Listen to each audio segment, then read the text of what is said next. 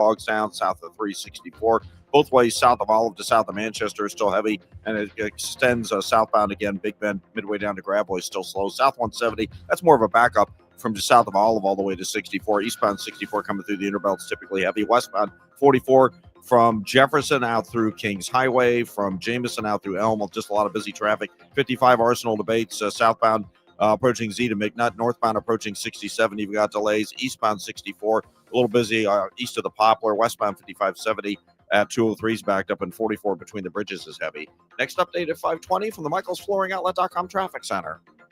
It's never too early to start thinking about your retirement journey, and it's never too late either. You just need to know that the steps may look a little different. Listen to Wealth and Wisdom with Gary Goldberg, Saturday mornings at 7 here on KMOX.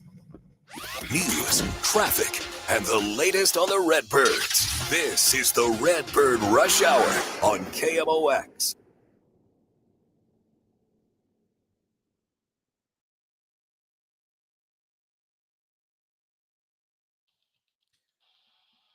All right, good to go with you here on a Wednesday. Yeah, it's Wednesday. I don't know. Some of the days blend together. It's Matt, Pauley, and Kevin Wheeler with you here on the Redbird Rush Hour. It's a day game day. I know. That's why it makes it weird. Yeah, that's how baseball scheduling works. When you work in baseball, there's days, which are just night games. Yeah. There's day game days. Yeah. And there's off days. And the off days are always weird because you're like, what do I do? Yeah. I'm going to go to Arnold tomorrow. That's what I'm going to do. You got to go to Hot Shots. Yep. Yeah, that'll be fun. Obviously, tonight, we've got the full hour here. And then you've got Sports Open Line following that. So you got plenty of baseball and other sports conversation coming up. And we may mix in a few other things later in the show today because we got some extra time that we haven't had on other shows this week. And by the way, you're welcome to join us. Facebook, YouTube, Twitter. Feel free to throw in the comments. 314-436-7900 for the text line. I decided to go big picture today. Okay. We've talked a lot about individual players and runways. And, you guys all know. Everybody listening knows.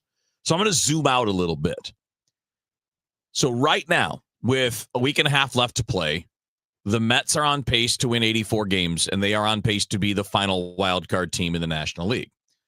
On their current pace, if the Cardinals play at their season-long winning percentage the rest of the year, they will finish at 78 wins. So there will be a 6-game gap between the Cardinals and the last playoff spot. So here's my question to you, and there's a lot to do in this. It's not like a simple, yes or no. There are a lot of things to explore within it. You guys feel free to throw in your 2 cents on this too, if you want to jump in on it. What does it take to close that gap, to change that number? Because 6 games is not a lot. Now, It doesn't mean that 84 will get in next year. We don't know, and it doesn't mean that that's the target. So don't send me a message like, just getting in is not enough. That's not what I'm saying. What I'm saying is, next year, we know this. We know they're probably not going to spend a lot of money in free agency. It's been telegraphed. It hasn't been said out loud, but it's been telegraphed that they're not diving in headlong to get a big free agent. So what are the ways within that construct that you could turn a 78-win season, again, maybe a little bit more, maybe a little less, depends on how they finish, but that's what their pace is.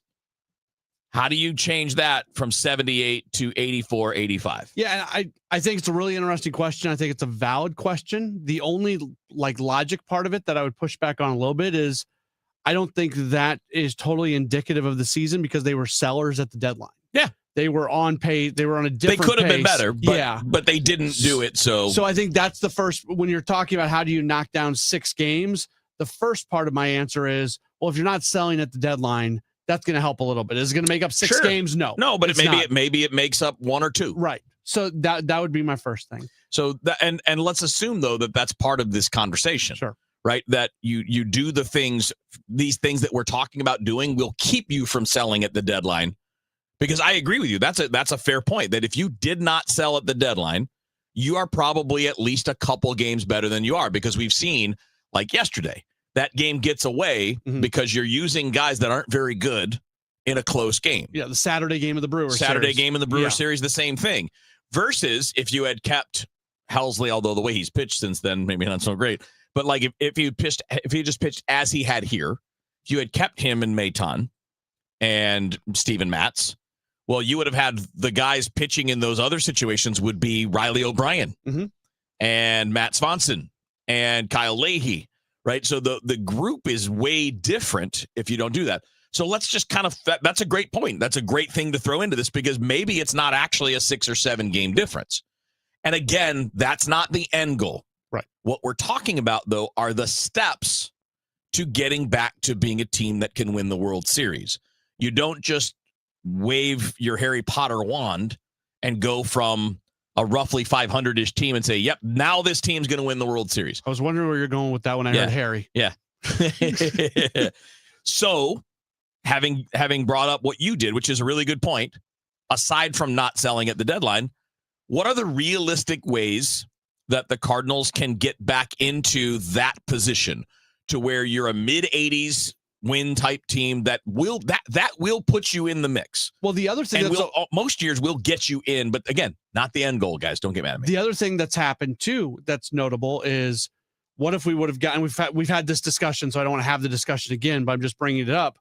If McGreevy for Fetty happens earlier, this is what I'm getting into. There's another couple wins. So my first answer to answer my own question is you've got to be smarter with how you deploy what you have. Yes. You can't just keep running people out there because you're paying them or because you hope to recover some of their money later in the year, which is the Fetty thing. You've got to make adjustments faster. So if you were trying to next year improve upon this year, one thing would be move on from a struggling starter much faster than you did. Does that mean you do it in mid-May? No, of course not. But once you're getting into like mid to late June and somebody's still not figuring it out or they're getting worse, pull the trigger, make a move, get better somehow. I would say the same thing for slumping hitters or older hitters. Use your roster better would probably by itself. Forget anything you add. Let's just talk about the guys we know will be here next year. If you just deploy things smarter, rest older players even when they don't want to. Rest your shortstop even when he doesn't want to so they maintain a higher level of production. Make the switch in the rotation faster and do some things a little smarter in those ways. You're probably making up at least half of what you need to make up right there. Yeah. And what I'm about to say is going to be really utopian, and maybe it's not true, but I think it is. I think it probably is. I'll go with that. Chaim Bloom was going to be a president of baseball operations in Major League Baseball again somewhere, no matter what. Oh, for sure. Yeah. Super highly respected and if not here, it would have been this year somewhere. Executive. Yeah. He didn't need the Cardinals. No. The Cardinals are a great job. I'm glad it has worked out, but this was not a desperate man looking for a job. And he was able to walk into this organization and his job was to audit the minor leagues and start working on that. But he was internally auditing everything that was going on. So the stuff that you and I see and talk about all the time, Kevin, I am very confident that Chaim sees those exact same things. And when he's in negotiations to become the next president of baseball operations, I have to think that many of these issues are being addressed with ownership where he can say, this is the sort of stuff that can't happen anymore. And I have to be allowed to move on from a player who has got money attached to him. We've got to do this and that. And just again, the fact that he didn't need this job, I feel like would give him some leverage in that. And he's probably not accepting the job because especially if he's not getting some assurances. Think about Boston. He had no support. He got hosed from Boston. Ownership in Boston. He doesn't want Boston part 2. No. So he's probably even more sensitive to I have to be allowed to do my job the way I see fit. Yeah. So my belief would be that was part of the discussions before he took this job. And I think that, some of the stuff we're talking about, we have, I'll say, I shouldn't say we, I'll say I, because I think some of them you'll agree, but a lot of it was putting it on the manager, and some of it might not have been on the manager when it comes to who plays and who doesn't. And he even hinted at that in Gas House Gang appearances, like sometimes saying things like, those are decisions made by the group, not by me, things like that. So I don't think that's super subtle. I think that's pretty obvious, saying, hey, sometimes I do want to do things differently, but I don't have the only say in this. So maybe that will be part of the change moving forward, even if it's the same manager. Because to me, their inability to adapt to difficulty has been the overarching problem for the last 4 or 5 years. And that can mean the offseason, not patching holes well enough. doing things on the cheap or going with what's comfortable, and what's comfortable for the front office as it is now. We don't know this going forward, but what it's been comfortable are veteran pitchers who don't make a lot of money, who don't come on a lot of long-term deals. They don't like long-term deals. Yeah. And that's the ownership, not just the front office. And that's all fine and dandy. But you have to be able to adapt. You can't just sit there and do the same thing that's not working. And I think if you just change that, if you just say, even if it's not, use the Michaelis situation, even if you're not going to bail on him in June, for whatever your reasons are, you want innings coverage, you don't want to just kick the money down the road, whatever. Well, then try something like an opener. Try getting him fewer exposures to the best hitters on the other team. I think if you just do those things, the basic premise here is, how do you make up the 6 games that are going to end up likely being the difference between you and the last playoff team? That's at least half of it right there. It is. At least it might be almost all of it if you apply that logic to starting pitcher roles, to starting position players, playing matchups instead of just playing the guys that you think should play, getting guys rest so that their performance doesn't decline. I don't think, and that's not even counting the other things we're going to get into, because there's more to it. Mm-hmm. You can add players. You can bring players up. Like, there's more to it, and that's part of what we're going to continue. You can make players the best version of themselves. Yeah, which they've not been doing. No, and that's another thing is, fixing pitchers, especially finding little keys. So we're going to expand this conversation. If you're just jumping in, we'll take your thoughts on this across the board, whether it's YouTube, Facebook, or Twitter. You can throw in your comments. You can text 314-436-7900. I zoomed out and threw this out there for today. What do you guys think the Cardinals can realistically do to take where they're going to be this year and turn it into basically where the Mets are this year, without going into free agents saying, just sign Pete Alonso and Dylan Cease? Because we know they're not going to do that, or at least it doesn't sound like it. But there are plenty of other ways you can do those things, and we're going to keep talking about them right here on the Redbird Rush Hour. Here's a few questions for you from California Psychics. Do your workdays seem to go on forever? Is your career progression as fast as downtown traffic? Or does your boss still not know your name? Hey, you, Tina, Lisa, Sheila, whatever. Get that report to me by lunch, okay? It's Carrie, ma'am. Just get it done, Terry. It's time to read the career warning signs and talk to California Psychics. We're always on hand to give you the career guidance you need. You see, we only connect you with the very best. In fact, 98% of the psychics who apply to work with us don't make the grade. That's why we can guarantee if your reading isn't life-changing, it's free. So you could soon be telling your boss where to stick that report. Where are you going, Terry? Terry! Experience the joy of certainty. California Psychics. Call 1-800-PREDICT today and get 20 minutes for just $20. You hear that? That's the sound of your business losing money. Legacy phone systems weren't built for today's teams. OpenPhone gives your business a smarter way to stay connected. OpenPhone lets you manage calls, texts, voicemail, and contacts all in one place, so that you and your team can deliver a seamless customer experience from ring to...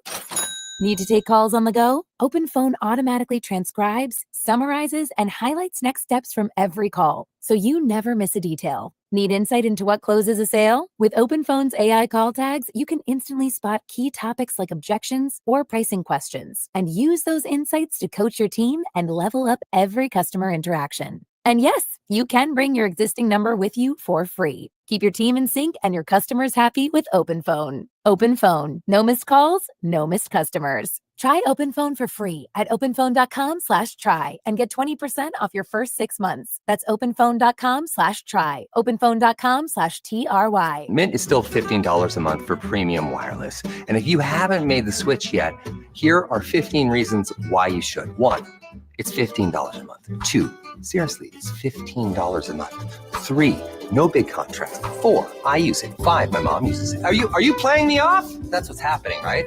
Okay. Visit mintmobile.com/radio. Upfront payment of $45 for 3-month plan, $15 per month equivalent required. New customer offer first 3 months only. Then full price plan options available. Taxes and fees extra. See mintmobile.com. Here's the tale of the daily med fill. Same old pharmacy, same old bill. But those prices kept rising higher still. Till the savings Wrangler rode in. Cool as can be. Tap Good RX. Saving massively. No plan? Don't matter none. Up to 80% off. Deals are done. Discounts hitting harder than Ma's chili. Dang. That one little app does all the rest. Save time and money on prescriptions. Check GoodRx. GoodRx is not insured. Traffic from the MichaelsFlooringOutlet.com Traffic Center. Well, we got trouble on southbound 55. This traffic reports a service to the Sandberg Phoenix Law Firm. We have a crash southbound 55 south of Z. It's in that dedicated right-hand lane in the split in the work zone. So that right lane, there's no way to get around it. So you're stuck. Traffic's jammed north of Highway Z on southbound 55 right now. Northbound 55 slow approaching 67 out of the city. Southbound 55 Arsenal down through Bates. You have heavy traffic.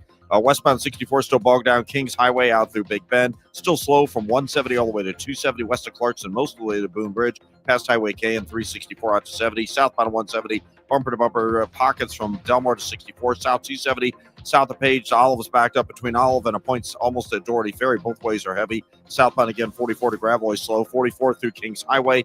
And from southwest all the way out through Laclede Station's pretty busy right now. Westbound 70, Kings Highway out through the city limits. 170 out to Mount Cypress. 270 to Blanchett Bridge.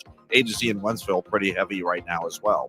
I'm Roger Brand at the MichaelsFlooringOutlet.com Traffic Center. At Sandberg Phoenix, we're more than just a law firm. Our attorneys are committed to you, your business, and your community. We are ready to serve you in the areas of business litigation, intellectual property, health law, and products liability. SandbergPhoenix.com. The choice of lawyers is an important decision and should not be based solely on advertising. This is the Redbird Rush Hour on 104.1 KMOX.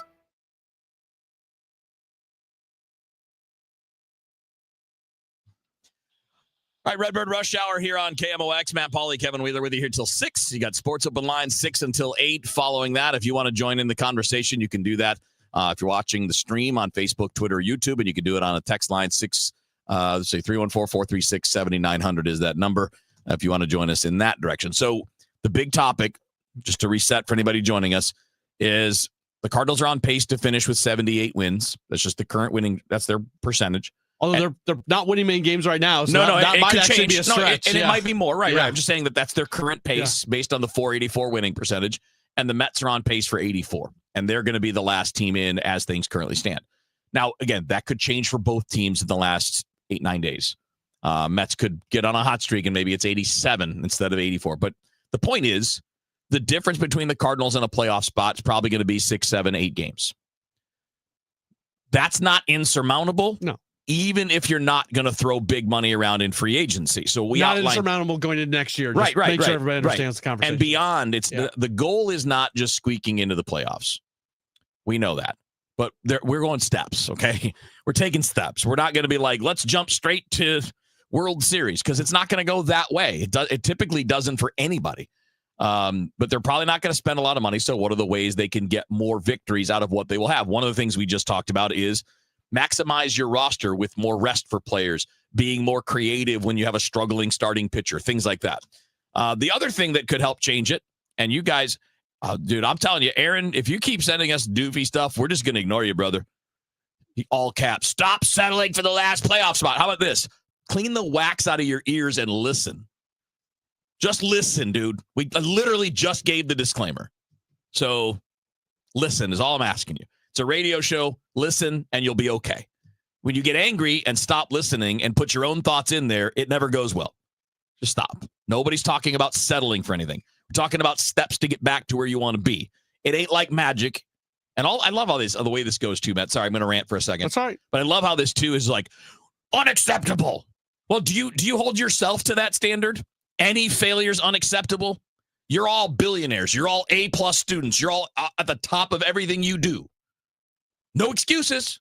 I hate the no excuses thing. We have to be realistic. Be realistic. They're not going to go from 78 wins to 100 wins. We know that.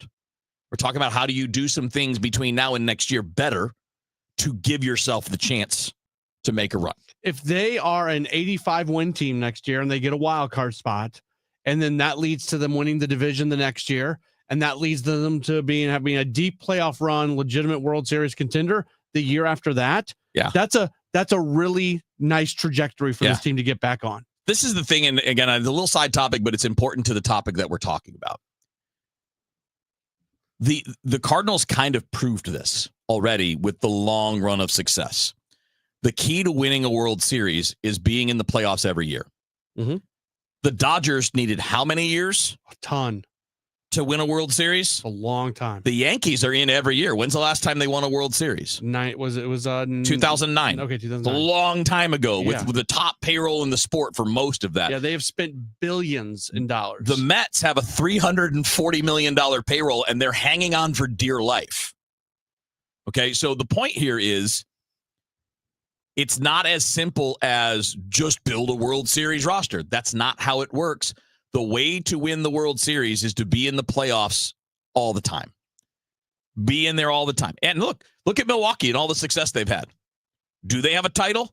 Nope. They do not.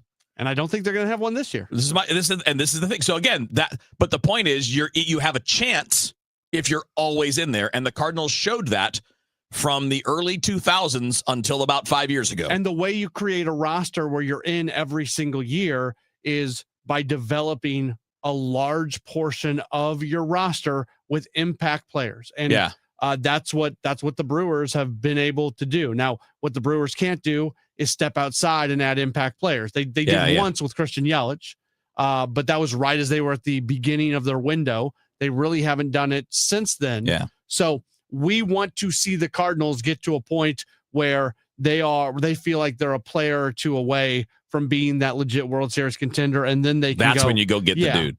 Yeah. I've said this a million times, Kevin. But you got to grow your own, man. the signings of Lance Lynn and Kyle Gibson was the epitome of what was wrong with this organization, because that kind of money on those kind of players should never, ever, ever, ever, ever be spent. If you're going to spend $25 million, put it on one guy. Spend it on one guy. Yeah. And then you should be able to, and this is where they failed, right? They failed to develop starting pitchers that could fill out the back end of the rotation. Forget the top end guys. They failed to fill out guys that could even hold rotation spots. So let's talk about where else we can make these improvements. Obviously, there can be external improvements that don't cost $500 million. You can talk about that, but also some people internally can do a better job. We'll get into those guys as well here on the Redbird Rush Hour. Hey guys, Kevin Wheeler here for 213 Complex, which you can pick up at Supplement Superstores. With school back in session, you're into a new routine. That routine's going to last. Make it a fitness routine as well. I know that's what I'm doing in advance of the holidays, and I'm using 213 Complex to get it done, because what I'm getting is all-day boost to the metabolism, 24 hours a day. I get appetite control, which is huge for me, and all-day focused energy that comes with no jitters. So for you, just go to Supplement Superstores, tell them Kevin Wheeler sent you in. They will give you 30% off the 213 Complex. Find your location at supplementsuperstores.com. Looking for a place to call home without all the maintenance? Check out the Towns of Linneman Park, new townhomes by Lombardo, located in St. Peters. These new construction townhomes are located on the south side of 36494, east of Harvester Road, and offer floor plans featuring 2 to 3 bedrooms, 2.5 baths, a loft, and 2-car attached garages. Community amenities include a clubhouse, pool, pickleball courts, dog park, and walking trails. Tour our newly decorated display and fall in love with your new townhome. Visit lombardohomes.com for more information. I hear from sellers all the time that they fear they have missed out on the selling market. They are so relieved to learn September, October, and November are strong selling months. With low inventory and hopefully lower interest rates, this fall will be a hot one for real estate. I'm Christina Straight, owner of Straight Realty. You may have heard me say, why pay more than 4 for years? Now it's why pay more than 2, saving you even more money. Call me 314-441-4444. And remember, why pay more than 2? Straight Realty is a licensed broker in the state of Missouri, Kansas, and Nevada. Don't get lulled into believing the IRS is getting soft. It's just the opposite. Hi, this is Lance Story with the Lance Story Law Firm. We are being told by IRS collection officers that their higher-ups are demanding that they get more aggressive than ever. So don't ignore them any longer. Level up. If you have unfiled returns, unpaid taxes, levies, or liens, call the Lance Story Law Firm today and let us get between you and the IRS. We'll protect your rights, including your right to appeal or even your right to take the IRS to tax court. Remember, IRS problems are legal problems, and they need to be handled by an expert attorney team who's done it for decades. So call the Lance Story Law Firm today. We're local. Our office is right here in St. Louis, or visit Lance, DRURY, law.com to schedule your free consultation with your local tax resolution law firm, the Lance Story Law Firm, 314-260-6120. The choice of a lawyer is an important decision and should not be based solely upon advertisements. If you want thick, healthy, gorgeous hair, Then you need Hair Volume from New Nordic. Available as a tablet or delicious gummy, Hair Volume is available online at Amazon and NewNordicUSA.com or in the hair care aisle at your local CVS. At 5:30, the news is sponsored by Michael's Flooring Outlet, the flooring experts, michaelsflooringoutlet.com. We've got some sunshine right now. It is 88 degrees downtown at the Arch. 5 police officers have been shot in York County, Pennsylvania. Governor Josh Shapiro is giving an update right now. Pennsylvania, grieve for the loss of life for 3 precious souls who served this county, served this Commonwealth, and served this country. We continue to pray for the full recovery of those who are dealing with their wounds. This, of course, is on the heels of just a few months ago when we lost another York County son, Officer Duarte, who again gave his life in the line of service.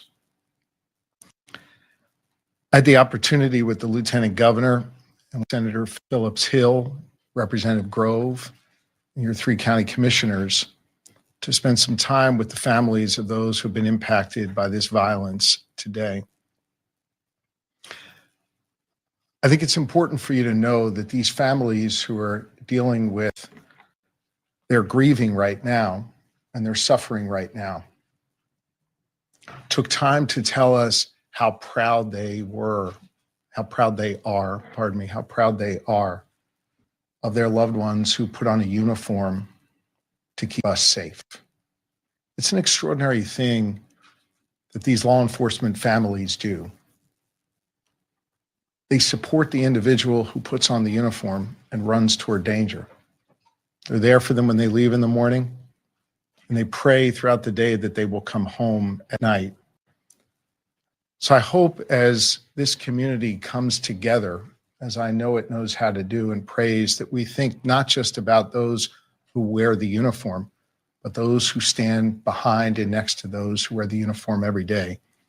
These families are extraordinary, and I hope you'll join me in prayer for them. I had some time to spend with the law enforcement who are gathered here today, who ran here because they knew that their brothers in uniform were in danger, or their lives were cut short. I'll just share with you what I told them. The entire Commonwealth of Pennsylvania respects them, and we have their backs. And we so appreciate the work that they do every single day when they go out to keep us safe. That is Pennsylvania Governor Josh Shapiro at a news conference where it was announced that 3 police officers have been killed in that shooting. 2 have been wounded in York County, Pennsylvania. Forecast overnight, clear sky, 68. For tomorrow, we've got sunshine, okay, humidity, high 95. Right now, downtown at the Arch, it's sunny and 88. I'm Michael Calhoun, KMOX News. Frank, did you get the mail? Coupon, Medicare, AARP. Oh, wait, this one says open immediately. First one in the trash. Every day, we're bombarded with messages that we don't care about. Problem is, there might be an important message in there that affects you, like retirement.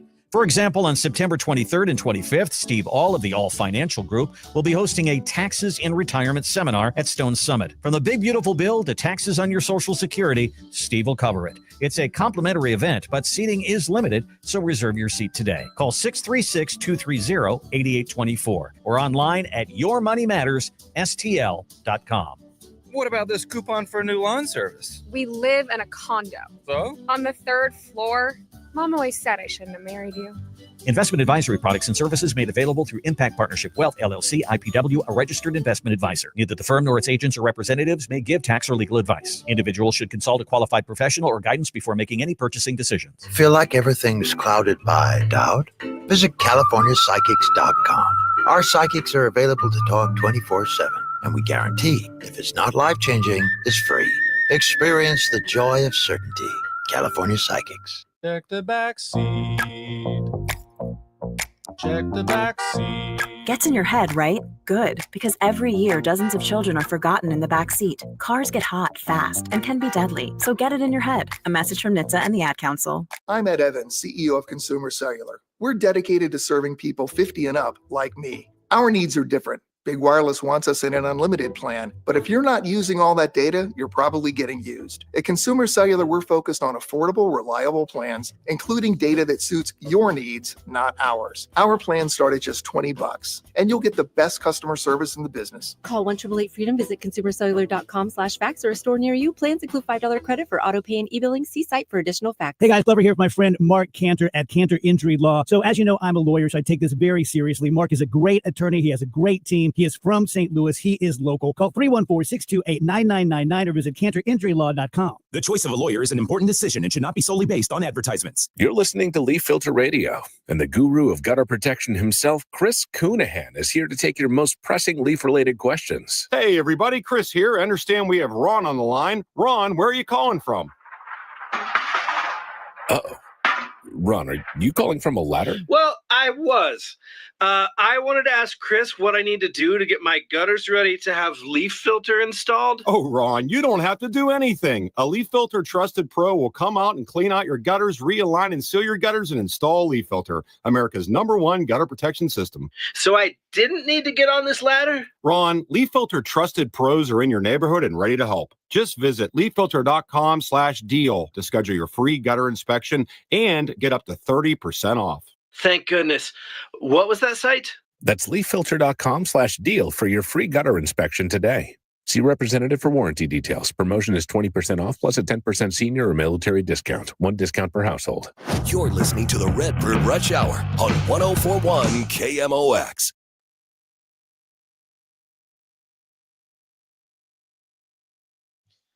All right, Redbird Rush Hour.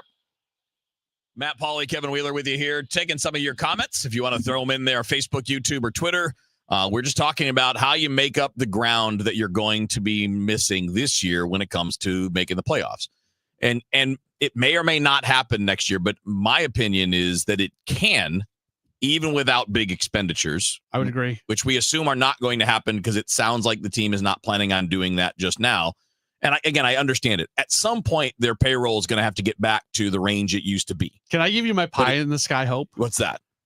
I hope that something presents itself in the offseason that's going to be very uncomfortable for the team. Like, this is not going to be something that's easy, but my hope is that something presents itself where they find a way to trade for a somewhat impactful young player who they're going to be, whether they're under contract or whether they can get under contract for an extended amount of time. So it's somebody who can bridge this gap of however long it's going to take until this team is back playing at a high level.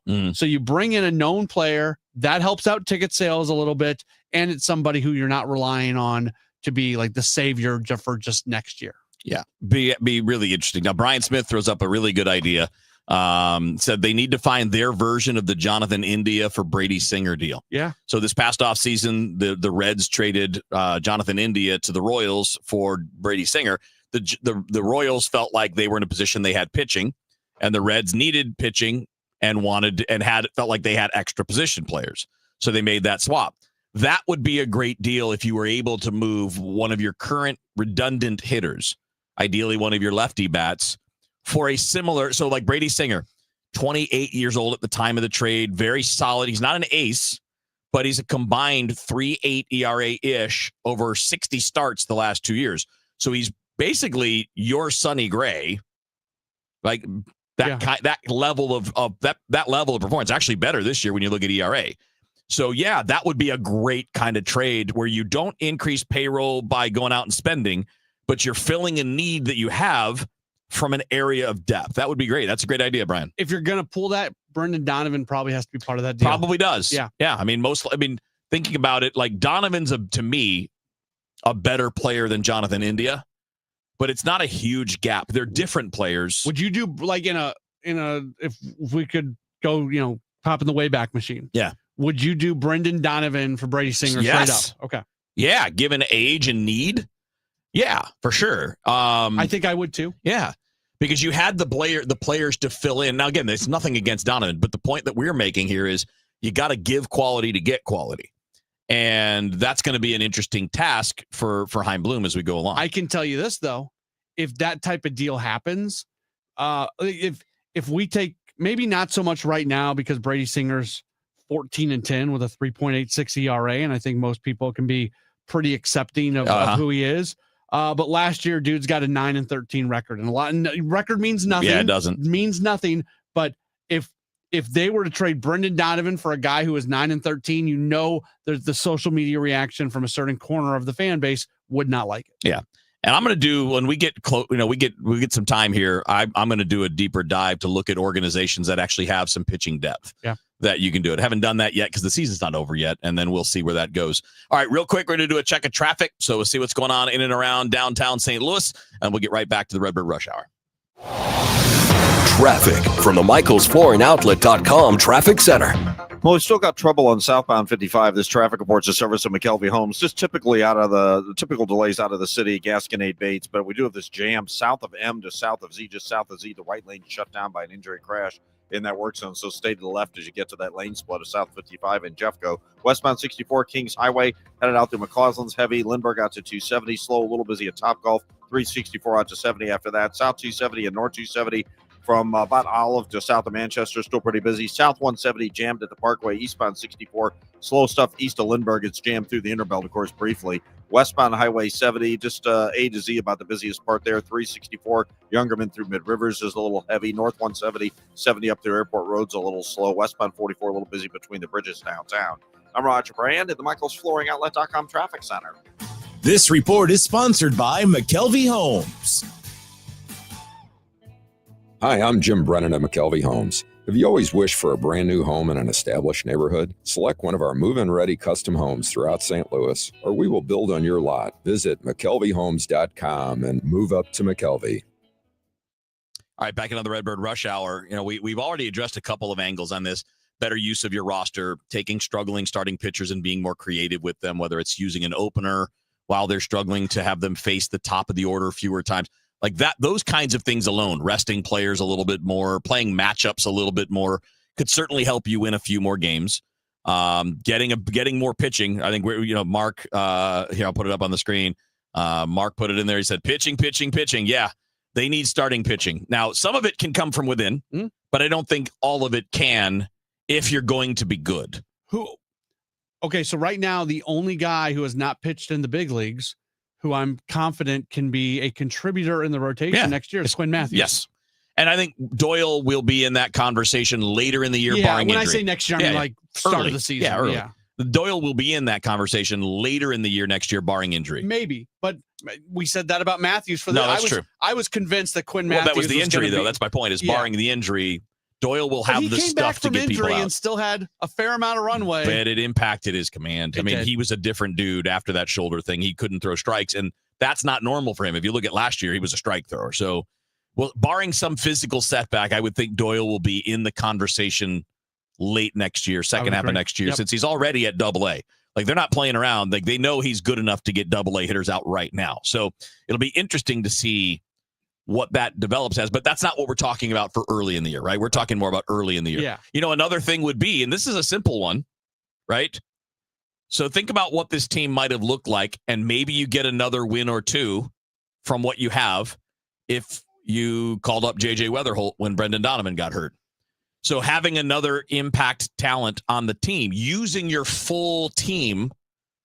Again, this year I understand runway, blah, blah, blah. Yeah. I get it. But I'm saying if we can make a jump from next year, if going to your most talented players gives you another win or two, and being smarter when you get a struggling pitcher out of there gives you a win or two, and then going out and trading for a pitcher gives you something more that gets you an extra win or two, you're closing that gap pretty fast. Yeah. It does. The old everybody wins 60, everybody loses 60 thing. Yeah. So there's 40 winnable, losable games that are out there. So when you're talking about adding 2 wins here, 1 win here, 2 wins there, I know. All of a sudden you're talking about if you're dividing that by 40 instead of dividing that by 162, those wins become that much more impactful. We had another message I wanted to throw up there because this was along the lines of what they certainly have to do. It was related to getting more power. It wasn't talking about arms, but I could throw it in there. But they definitely need to hit more home runs. Yeah. And I don't know exactly how you're going to do that next year. unless you're going to bring in some complementary pieces. Like, let's say you bring in a really good right-handed hitting outfielder as a platoon bat. This is what I'm saying. You can take a position that maybe isn't that strong with one guy, but you share it between two guys who have split advantages that can now be a plus position. Yeah. And plus home runs. Like one guy hits 15, another guy hits 9. Now you got 24 home runs out of a spot you might have gotten 14 or 15 out of with just one dude. Yeah, and you have to be accepting of the fact that, yeah, this guy isn't going to play against righties, and that's okay. Yeah, and it's you got to find those guys. Yeah. They're out there, but you got to find those guys. And this is the other part where you got to make, and other teams have done this, you've got to be able to pick up some guys that are maybe on the fringes. And I think the Cardinals have done this pretty well with relievers. Like you're probably going to need another Maton or two. Mm-hmm. That kind of guy, right? Maybe he's back. I know, right, Yeah. maybe. But those kind of guys at the end of free agency, it's a 1-year deal. It's not going to be super expensive. They're always out there. Those relievers are always out there. So throw a couple of those in, because we were talking about David Glover and I. We went to the ballgame today. We're talking about the bullpen. It's like, man, you got a few that you're going to be okay with. You're going to be okay with Swanson. You're going to be okay with O'Brien. You're going to be okay with Romero. O'Brien, there's the injury. Right. Questions. Leahy may be a starter. Yep. You don't know anything about any of your other relievers, about whether they're yeses or nos. And maybe Alcala, who's been pretty decent since getting here. See, I'd keep him. I feel better about Graceffo than Alcala. No. Okay. No. I think why? I think he is somebody who is going through that get your feet. And I know he's been in the big leagues before this year, but this is the first year where he's really had a role. And I think he develops into a guy that is somebody you can use and leverage. I mean, I could be wrong. I don't totally disagree with that, but I mean, like, Alcala's got a 3-something, 3.1, 3.2 ERA since coming here, and he had a 3-something in Boston. He just had a really rough time when he was with Minnesota. I just haven't seen enough of him to like. I get it, but man, I'm a track record guy. Yeah, and I know that doesn't apply to Graceffo. I'm kind of talking out both sides of my mouth. I feel really good about what Graceffo's going to turn into. Yeah, well, I mean, but they're not mutually exclusive. No, they're not. Right. I mean, like, Alcala is going to cost you in arbitration, but I would do it at this point. Yeah, I'd bring him back. Yeah, I mean, with the bodies that you're looking at, Sure. he's not going to be more than $5 or $6 million, probably. Yeah. Tell you what, and I'm going to throw this up there, and then we got to take a quick break. But Verlander throws in Carmen Bajensky or Burrows from the Pirates as trade targets. The Pirates would be a great team to deal with, but boy, there's that difficulty of two teams in the same division being willing to give up parts the other team wants that you might have to face all those times here. Charrington and Bloom, did they ever? Because Charrington was in Boston at one Yeah, point. I don't remember. Did they overlap at all? I don't remember. Okay, but they have pitching. What was Charrington fired and Bloom replaced him? I don't remember. Okay, I'll have to go look it up. It's Matt Pauley, Kevin Wheeler with you here on the Redbird Rush Hour on KMOX. Community America is stepping up in St. Louis and showing what excellence in banking looks like. Or in other words, they're winning. Opening more branches? Win. Competitive loan rates? Win. Wealth management? Win. Which now makes sense why they asked me, Cardinal shortstop Mason Wynn, to tell you. That's win with 2 N's, not one. It's time to bank like the Mason winner you are. It's time your financial partner was invested in you. Member owned, open to all. Community America Credit Union, invested in you. Fall is here. Baseball, beautiful weather, and the changing colors of trees and shrubs. When you think of your trees, call family-owned Gamma Tree Experts. Fall is a great time to prune and fertilize your valuable trees. Our staff of certified arborists will survey your trees to determine their needs. Knowledge and quality are hallmarks of our reputation. Call Gamma Tree Experts at 314-725-6159 or visit us at gammatree.com. Your trees deserve the best care. Hey guys, Glover here for my friends Mark and Neil Gelman from the Gelman team of eXp Realty. If you want immediate cash for your home or to see what your home is actually worth in today's market, find out for free from the local experts. 314-336-1991. Go to thegelmanteam.com. Celebrate the month of September with zero res and get 3 rooms of carpet clean starting at just $129. Take $75 off your air duct cleaning as well. Book online at zeroresstl.com and take advantage of these huge savings. Spell it forward, spell it backwards, always spells the same, zero res. That baby's he's gone. Cardinals fans, FanDuel Sports Network is your home of the Cardinals. That ball was mashed. And there are more ways to watch this season. Holy cow! Subscribe directly to FanDuel Sports Network to stream the Cardinals without blackouts. How about that play? Or watch through a TV provider. Incredible. Including DirecTV, Spectrum, Xfinity, Fubo, and more. He got it! Learn more at cardinals.com/TV. Ball game! That couldn't have worked out any better for the Cardinals. Traffic from the MichaelsFlooringOutlet.com Traffic Center.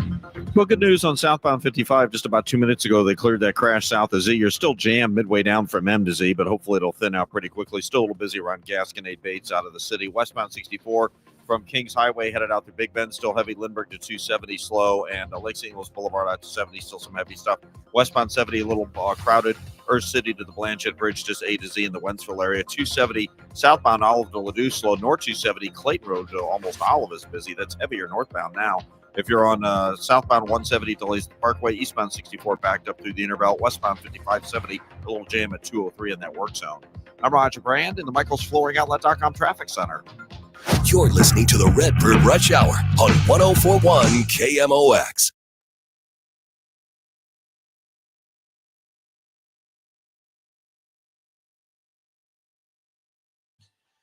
All right, Redbird Rush Hour.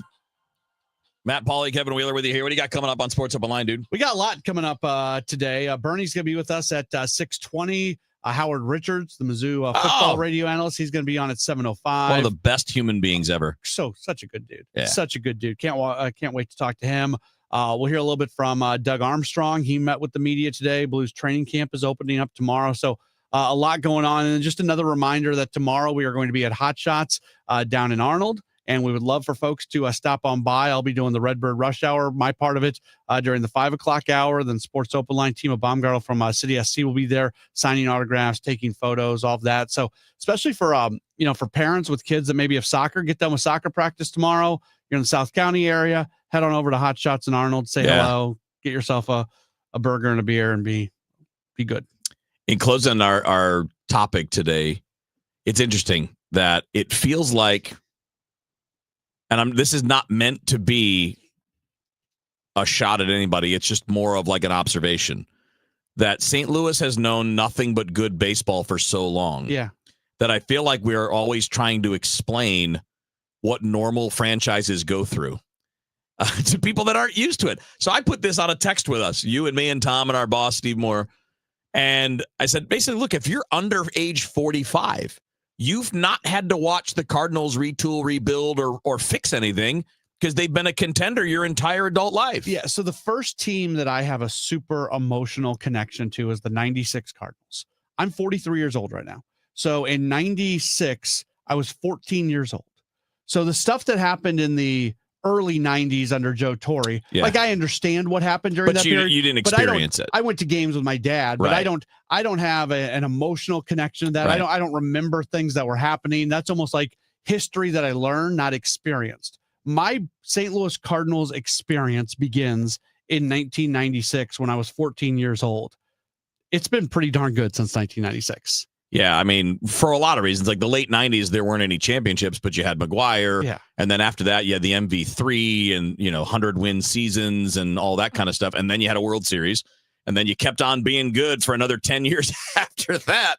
And then it was still okay for another 5 years after that. Right. It's only been the last 3 where you're like, damn. This is now stuck in mediocrity. And that's why there's a change happening.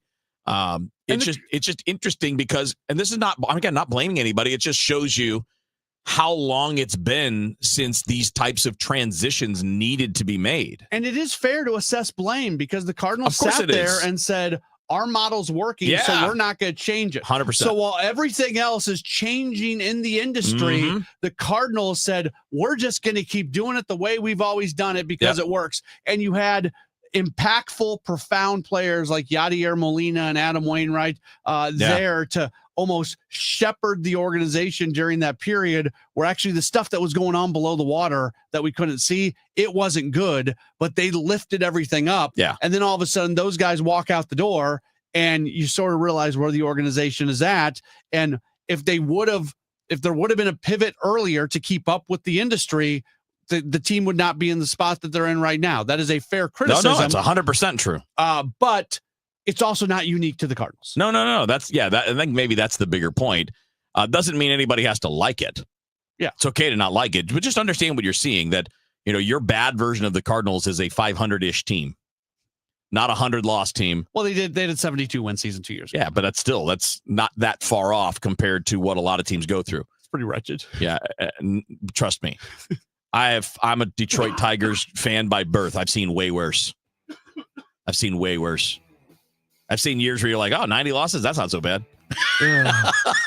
Ask Pirates fans. Yeah. That's just a different world. Yeah. That is a different world, what's going on in Pittsburgh. All right, buddy. Have fun on Sports Open Line. It's going to wrap up the Redbird Rush Hour. Sports Open Line after the news on KMOX. If you have been in a car accident in the past and have settled your case, I may have some good news. Some unethical lawyers have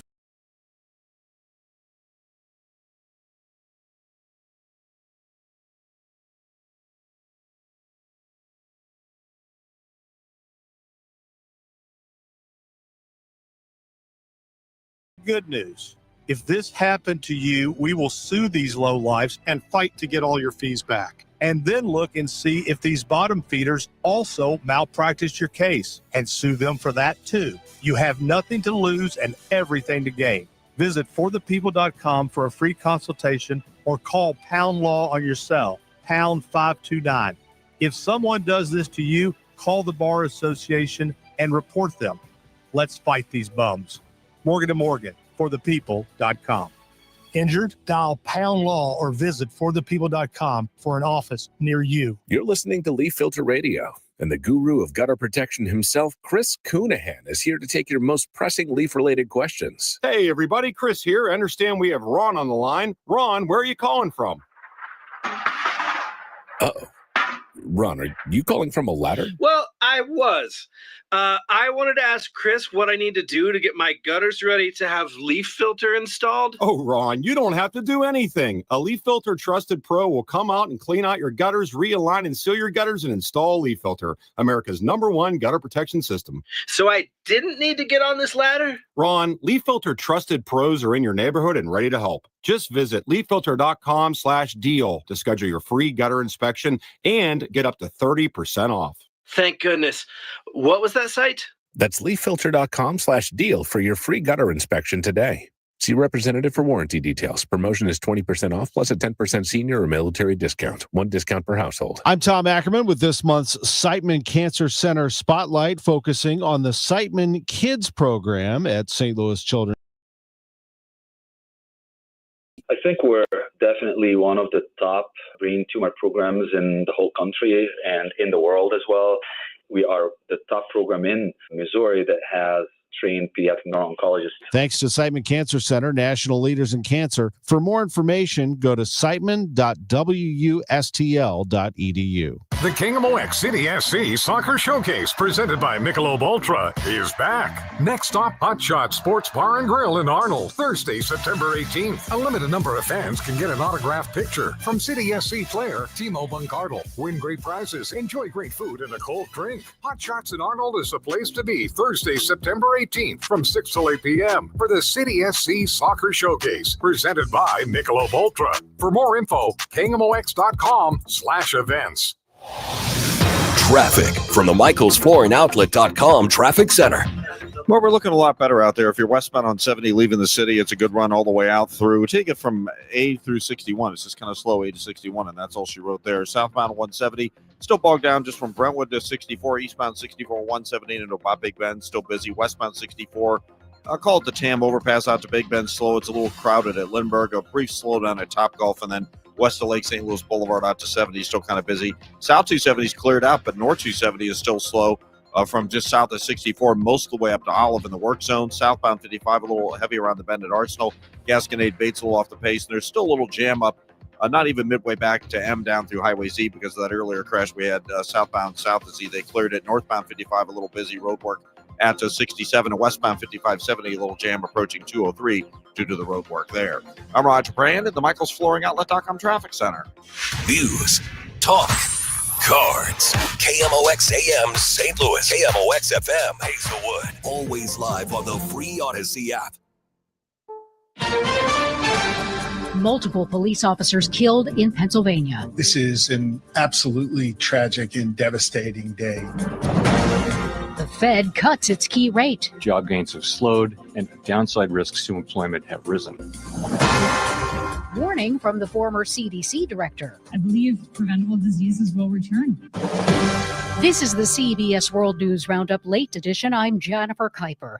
3 police officers have been killed and 2 critically injured in a shooting in York County, Pennsylvania. The shooting happened as officers were serving a warrant in North Codorus Township near the Pennsylvania-Maryland line. There were 5 law enforcement officers who were shot today, 3 fatally, 2 that were transported here in critical but stable condition. Pennsylvania State Police Colonel Christopher Paris says the shooter is dead. There is no current active threat. Governor Josh Shapiro. This kind of violence isn't okay.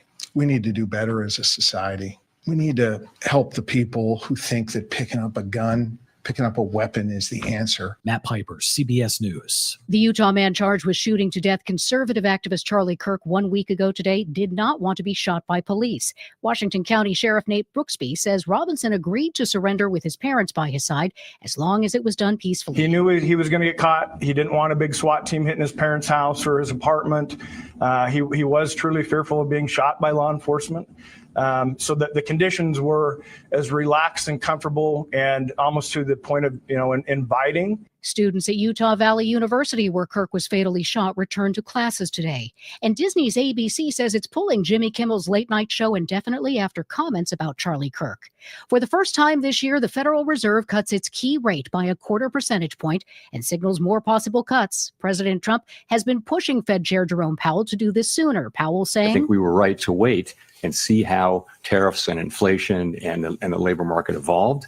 CBS business analyst Jill Schlesinger. The data recently have shown that the labor market is slowing down. That appears to be a bigger risk in the eyes of the Federal Reserve than the tariff-induced rise in the inflation rate.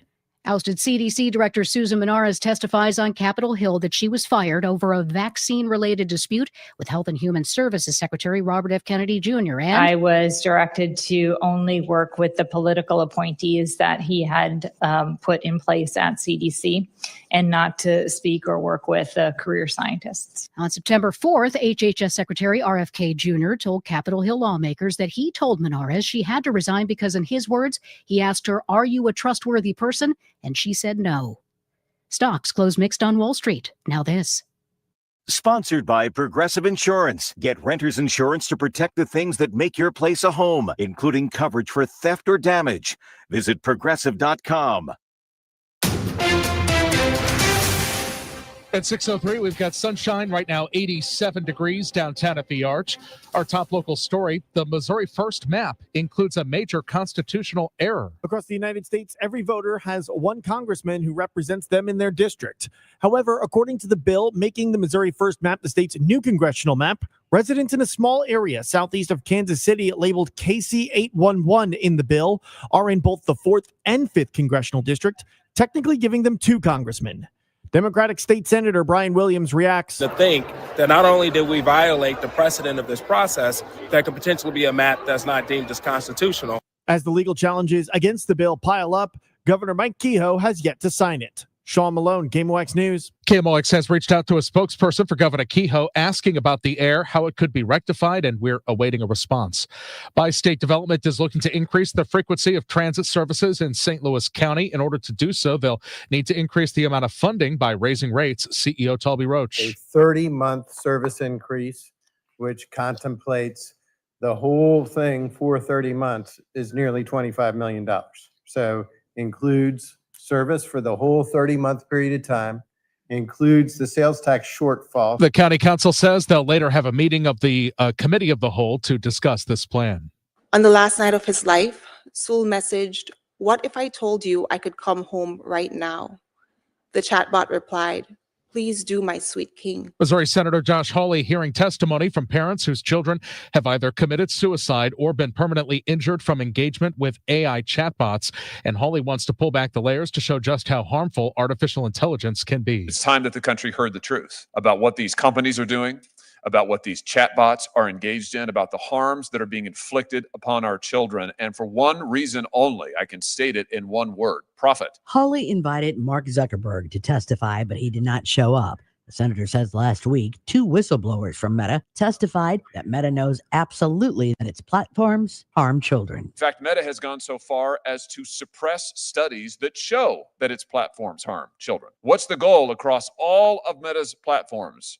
These witnesses, these whistleblowers testified it is engagement that leads to profit. Maria Aquina, KMOX News. The Great Forest Park Balloon Race is back for another year this weekend, but the weather forecast has been up in the air of late with chances of storms changing every day. Jessica Stegan, the director of event production, tells KMOX they're planning on holding the races still as of right now. We are pushing ahead with the event as scheduled. All of our production started last week. We have tents going up. The main stage went up. The Balloon Glow is set for Friday. The race is coming on Saturday.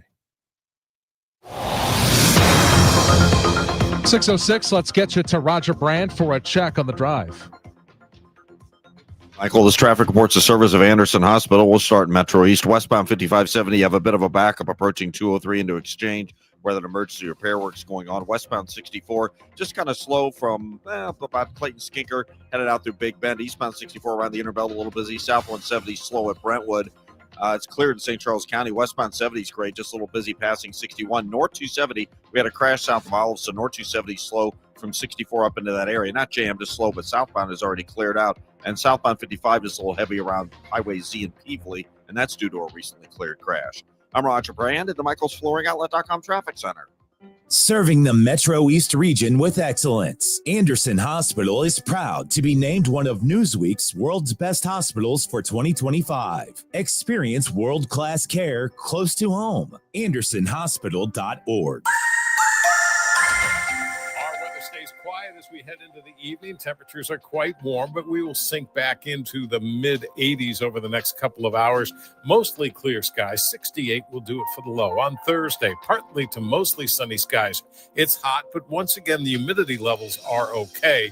We should top out at about 95 degrees. Fingers crossed, that may be the warmest temperature for the rest of the year. Thursday night, partly cloudy, 68. Friday, partly sunny, but there will be a couple of scattered showers, maybe a thunderstorm, but it's looking rather limited right now. It's a little cooler, still above average, 85 on Friday. Couple of showers around Friday night, maybe a rumble of thunder, 65. Saturday and Sunday, mainly partly sunny skies, but I've got to keep a chance of a spot thunderstorm each day with temperatures in the mid to upper 80s over the weekend. I'm meteorologist Dave Murray on 104.1 FM.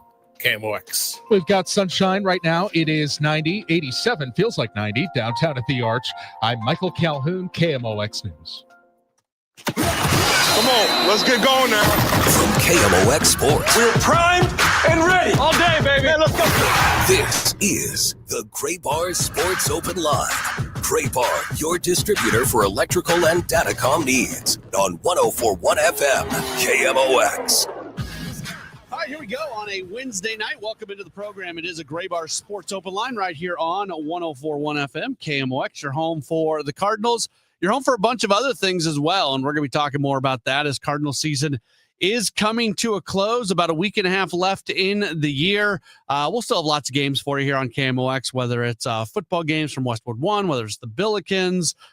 We got a few other things that we got coming your way as well. But, of course, we'll have more sports open lines once baseball season comes to an end as well. So for those of you who have maybe just sort of found us now that we've been on the FM dial here for the last few months and you're just used to listening to baseball at night, hopefully you'll continue to make us part of your evening plans. And speaking of evening plans, hopefully tomorrow night you literally make us part of your evening plans by finding your way to Hot Shots in Arnold, as that's where we are going to be for another one of our soccer showcase events. Timo Baumgartel from City SC, he's going to be there. Jen Cease and I will be on from 6 o'clock to 7 o'clock doing nothing but soccer. And during that hour, Timo's going to be with us probably for about the first half hour of it or so. And then once we wrap up with Timo, he will head over to another table where he'll sign autographs and take photos and do all that sort of stuff. So if you want to meet him, that's awesome. For parents out there, just especially soccer practice, there's going to be a lot of soccer practices going on. You don't want to do dinner tomorrow night. You want your kids to be entertained by something else. Well, head on over to Hot Shots. Bring the family, bring the kids, especially if you're in the South County area. We're going to be in Arnold tomorrow. Get yourself some food, some drink from Hot Shots. Meet Timo, get an autograph, get a picture, and your night's taken care of. There, that is my gift to you. You do not have to make dinner tomorrow night. You can go to Hot Shots in Arnold and come say hello to me. I'll start the broadcast at 5 o'clock for Redbird Rush Hour, and then we'll start the soccer portion at 6 o'clock, and we'll continue to remind you about that going on tomorrow throughout the evening. We got a lot on the show today. Bernie Miklasz is going to join us in about 10 minutes. Later on this hour, we are going to talk with a former MLS player, current analyst on MLS Season Pass and Apple TV, Kalen Carr. We'll talk some City SC with him. At the start of the 7 o'clock hour, Howard Richards is going to join us, Mizzou football radio analyst. Tigers looking good right now. Later on in the 7 o'clock hour, we'll have our weekly conversation courtesy of our sister station, 96.5 The Fan, Kansas City, with Patrick Mahomes. And also we'll hear from Doug Armstrong as the Blues are opening up training camp coming up tomorrow. Some interesting things said by the Blues president of hockey operations today. So Armstrong will play some of what he had to say to the media. That's going to be coming up later on this hour. As always, if you want to chime in on what we are talking about, multiple ways to get connected with the program. You can call or text 314-436-7900, 314-436-7900. You can also tweet at me, at Matt Pauley on air, MattPauley on air. And for those of you who are watching the video stream on Facebook, Twitter, and YouTube, you can leave a comment in the chat, and we will address that as we go along through the show today. Cardinals lose today. It's kind of a blah game. They lose 6-2. Alec Burleson hits the home run in the first inning, which was good. Gave them a 1-0 lead. They took the early lead yesterday. They were able to keep it yesterday, but they didn't get the same pitching yesterday today that they did yesterday, because Andre Palante again allows one inning to really beat them, and mistakes. I've been frustrated when it comes to the Cardinals and not playing great baseball. Sometimes there are things that frustrate me, and sometimes there are things that I'm more accepting of. And I'm a little bit more frustrated right now because I think the mistakes are starting to pile up. And mistakes are not always fielding errors. Mistakes are issuing walks. Mistakes are plays in the field that should have been made that are not made. Maybe they don't go for errors. Mistakes that are made sometimes don't have any impact whatsoever when you've got somebody who's not backing up on a play, or an outfielder who's just kind of a passenger. Some other stuff is going on when you have bad base running, things like that. I think the Cardinals, for the most part this season, and I give them credit, I think they've played a pretty clean season. I think they've been very good defensively. I think they've been a pretty solid fundamental ball club, especially across baseball. Fundamentals have fallen back. That's kind of the state of the game. So I guess I'm grading on a little bit of a curve here. And I know there's some people who hold them to a much higher standard, and that's totally fine. I think it's been a fine season in terms of that. But over the last couple weeks, there's been some instances where some very preventable things have come back to bite the team. And there's been a time or two where Ali has said in postgame essentially that the team didn't deserve to win a game. There was that game against one of the Milwaukee games, I think it was, where the first 6 batters of the inning, every single at bat, there was either a walk or a mistake that was made, whether it was an error or something else. And like that's the stuff that just, you get frustrated when that happens. That's not what it's supposed to be. So I get it. There bunch of, Wilson Contreras goes on the injured list today. He's done for the year. You made the moves at the trade deadline. There's some other pieces that you don't have. Like you're playing out the string. But at the same time, the one thing I would really like to see is for it to continue to be clean baseball. I thought it was interesting today during the post-game conversation from Oliver Marmol, where he talked about hitters' approach, and he was speaking specifically against Brady Singer. And Ollie had a hard time answering the question because it was a kind of a generalized question about the team, But when you're talking about a bunch of different individual batters, you can't generalize, because if you're talking about the approach, well, if you're really happy with the approach one guy's taken and you're pretty happy with how a couple other guys, and you think it could be a little bit better with a couple guys, and there's 3 or 4 guys that are really leaving something to be desired, you can't have an all-encompassing answer. So I appreciate, one of the things I appreciate about Ali is he listens to questions and he answers them. And when he can't answer them, there's a reason why. And the reason why today was the generalization of everything being the same across the board. That being said, it was pretty clear listening to him today that from an approach standpoint, there are some guys that are not doing what they would like them to do. And that should not be shocking news to you, by the way, because when Brant Brown was on Gas House Gang, and Brant Brown also had a conversation with Claibs recently during the pregame show, I guess it's pretty clear that there is some frustration with how some of the hitters are approaching their at-bats. And I would contend that if you are somebody who's starting to fall off at the end of a season, even when you're not playing for much, that's something that's going to be noticed. I don't know what the consequences are. I don't know if that, when all of it, we know there's going to be a lot of players that have to be moved off this roster this offseason to make the roster work for next season. That all plays a role kind of in what's going on. I want to talk with Bernie Miklasz about that, about what he has seen as the level of play, I think, has dropped off a little bit here over the last couple of weeks. Some of that, again, is just natural human reaction to the team not being really competitive, but at the same time, you want to see those good efforts. Bernie Miklasz will join me coming up in just a moment as we roll on with the Gray Bar Sports Open Line on KMOX.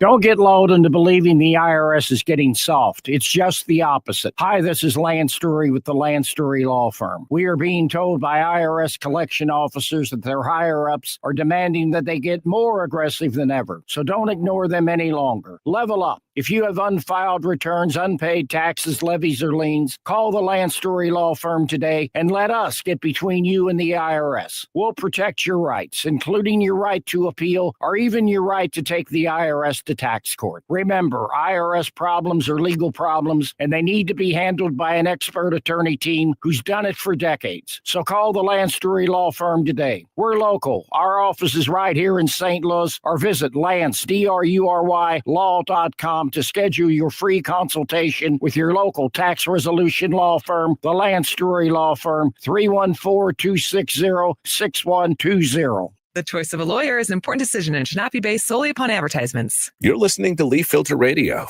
and the guru of gutter protection himself, Chris Coonahan, is here to take your most pressing leaf-related questions. Hey, everybody, Chris here. I understand we have Ron on the line. Ron, where are you calling from? Uh-oh. Ron, are you calling from a ladder? Well, I was. I wanted to ask Chris what I need to do to get my gutters ready to have leaf filter installed. Oh, Ron, you don't have to do anything. A Leaf Filter Trusted Pro will come out and clean out your gutters, realign and seal your gutters, and install Leaf Filter, America's #1 gutter protection system. So I didn't need to get on this ladder? Ron, Leaf Filter Trusted Pros are in your neighborhood and ready to help. Just visit leaffilter.com/deal to schedule your free gutter inspection and get up to 30% off. Thank goodness. What was that site? That's leaffilter.com/deal for your free gutter inspection today. See representative for warranty details. Promotion is 20% off plus a 10% senior or military discount. 1 discount per household. It's the most inspiring night in sports, the Musial Awards at Stiefel Theater. You can be in the audience for this nationally televised event from St. Louis. Named for Stan the Man, the Musial Awards celebrate those who uplift us through their extraordinary sportsmanship. Experience the remarkable moments and people that make this an event like no other. The Musial Awards, presented by Maryville University, Saturday, November 22nd. Tickets at musialawards.com. This is the story of the one. As a custodial supervisor at a high school, he knows that during cold and flu season, germs spread fast. It's why he partners with Grainger to stay fully stocked on the products and supplies he needs, from tissues to disinfectants to floor scrubbers. All so that he can help students, staff, and teachers stay healthy and focused. Call 1-800-GRAINGER, click Grainger.com, or just stop by. Grainger, for the ones who get it done. Hey, facility managers. At Graybar, we're not just one of the largest distributors of electrical and datacom parts in North America. We're your connection to help make your buildings smarter. We work with best-in-class manufacturers to supply products for wireless, security, renewable energy, lighting, and critical power solutions. And we have a network of integrators nationwide that can help make it work all together. So, the next time you're thinking about making your building smarter, think Graybar, and we'll help you get connected. Visit graybar.com/connected buildings to learn more. Join Mark Patrick seminars and lose the weight or stop smoking guaranteed. That's right, weight loss seminar tomorrow at the Marriott St. Louis West in St. Louis at 11 a.m. Stop smoking seminar, 2 p.m. Sign up at markpatrickseminars.com. Retiring soon? Get the information you need by joining Kyle Jones and Matt Allgeier of Fira Capital Management for Your Retirement Highway, Sunday mornings at 9:30. Investment advisory services made available through Pine Ridge Advisors, LLC, registered investment advisors. Securities made available through AE Financial Services, LLC, member FINRA and SIPC. KMOX is now on 104.1 FM, the same great station with even better sound. It's a Graybar Sports Open Line right here on KMOX. We've got a full 2-hour program tonight taking you until 8 o'clock. Very happy to welcome on our good friend Bernie Miklasz. You hear him on Redbird Rush Hour, on Gas House Gang. He's all over STL Sports Central with both video and written content. He's part of the Cards Territory podcast as well with Katie Wu, and he joins us right now for our Wednesday conversation. Hey, Bernie. Matt, good to be with you as always, my friend. Yeah, I appreciate you taking some time. You had an interesting video today, and your point was that Chaim Bloom is in actually a better position beginning the job because of some of the things that John Mozeliak has done. And you look at where this roster is, where it is, more talent came in when they traded away some expiring contracts. They didn't give any contracts to like arbitration eligible guys like Brendan Donovan. They've kept the 40-man roster as clean as possible, not bringing up JJ Weatherholt, not bringing up Mason Wynn. It does seem like Bloom's going to have the opportunity to make as much impact as possible. We don't know what that's going to be very early on in the tenure. Yeah, I thought it was, really interesting when I was, reviewing all the prospect ratings and seeing, for example, how Fangraphs had the Cardinals rated their farm system 15th before the season. And then all the way up to number 6, the updated rankings after the trade deadline, 15 to 6. And ESPN, Kylie McDaniel, they had the Cardinals at 19th preseason, their farm system, all the way up to 9th in their update in August. And a lot of praise for the developing talent, not just the premium guys we all know about, but Keith Law told me, for example, that the Cardinals have a lot of under the radar prospects that are really good. And people are sort of underestimating what they have exactly. And I thought, when you look at it this way, and then you look at the fact that, I'm not saying that the talent on the major league roster is good enough, because it's not. But there are younger players on that roster who like Burleson, for example, has had a really good season. He's not the only one. Ivan Herrera, for example, one of the better younger hitters in Major League Baseball, and others. Mason Wynn. They have good young players that they probably want to keep. And that would include a couple of starting pitchers, Libator and McGreevy. But on top of that, they have other younger players that they can trade to collect future assets for their rebuild. So my point is, listen, we've all pointed to many things that John Mozeliak has done wrong, and it's a reason why this thing flattened out and went south. But it would be dishonest not to acknowledge that, in the way I see it, the Cardinals are actually better positioned going into this rebuild and going into this transition to Chaim Bloom. They're better positioned with young talent than I have seen them in quite a while. And listen, John Mozeliak, if he was in charge of all the mistakes and this and that, he's also in charge of raising the level of young talent within the organization. And when you're going into a rebuild, that's a really vital factor. So Matt, I think you and I are alike, and I think Kevin Wheeler is with us on that, and Tom Ackerman and Chris Ranji. I see no reason to be petty about John Mozeliak. In other words, I'm not saying this stuff because this is his final homestand and all that stuff. Not at all. We've all pointed out the mistakes a million times. What is the point of rehashing all that again? But what's different is that no one seems to realize that they've expanded their young talent pool in a way that is going to help Chaim Bloom do his job. And I think it's the classy thing and the honest thing to do is to make that point. And I know that I always like to joke, if you praise John Mozeliak in St. Louis, I believe it's now officially a felony crime. I get that. But, I just don't believe in being absolutely petty about stuff. Yeah, we know about the screw up, so we don't need to keep talking. See, my focus now is all about the future. I don't really care now what happened in the past because that part's over, and the guy who was responsible for it is leaving.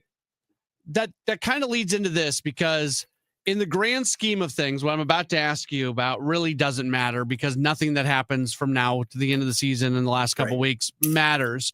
But we have watched a team that's been pretty good defensively this year. A lot of that's been based off two individual players, but they've been a fine defensive team. They've been a fine fundamental team. They haven't been a terrible base running team. A lot of these things, Bernie, in the final few weeks of the year, I mean, there's been some bad innings, whether it's walks or whether it's errors or mistakes that don't show up as errors or base running mistakes or fielders not backing up on plays. Like, we have seen this team not do the small things for a month or so. And maybe that's just a byproduct of not being a competitive team, but I have been a little bit disappointed by that. Yeah, I think they've gotten a little sloppy, and I don't know whether it's human nature. I don't know. And I don't like to make too much excuses about injuries, but they've gotten walloped by injuries in the second half. Although I got to point out for the entire season, according to Baseball Prospectus that has a great injury tracker, the Cardinals have been the least impacted team in the majors by injuries. And that includes the recent stuff. So, but they have gotten sloppy, and I know they're moving people around and they're plugging in, and you're seeing guys play a lot that haven't been playing a lot. When Gorman took over at third base, he was really bad at first. He got better, and then has kind of relapsed again defensively. So, but I agree with your premise 100%, and I just think there's a lot of factors, and and again, after they went to 9 games over 500 by sweeping Cleveland, 9 games over 500, their season best. I mean, they are 27-41 since then. It's only the Rockies have been worse than the National League. And the bottom line is when you don't have much of a starting rotation and your offense has been really bad overall, you're just not a very good team. But having the team also get sloppy just adds to the frustration. So Michael McGreevy yesterday was really good. Gave up just 3 hits in 7 innings, 6 strikeouts. The last time he pitched up against Cincinnati, he was also good, just not as good. 1 run, 5 hits, 6 innings, no strikeouts. Oliver Marmol talked last night about how McGreevy is so receptive to advice and how to tweak things. And yeah, he could have said, man, I was really good against Cincinnati the last time. Let's just do the same thing.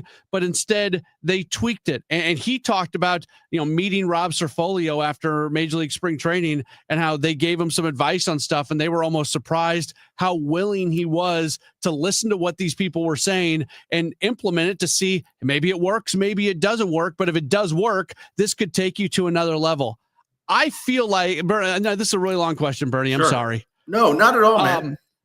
As we watch, and I know pitching and hitting is different, but as we have watched a hitting coach openly speak about the fact that maybe the team has hitters that do not listen as much and don't make those tweaks, isn't there something that everybody can learn from Michael McGreevy? Isn't that the truth? You speak the truth as always. No, absolutely.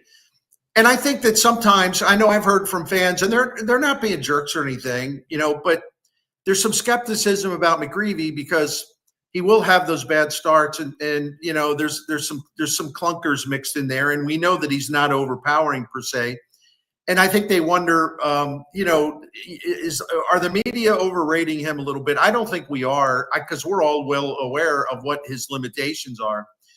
But if you look at his record, and I'm not going to say it's happened every time, but just a lot, most of the time when he has a bad start, his next start is like excellent because he realizes how he screwed up. He realizes what went wrong. He realizes what mistakes he made. He realizes what he needs to correct and clean up before his next time out.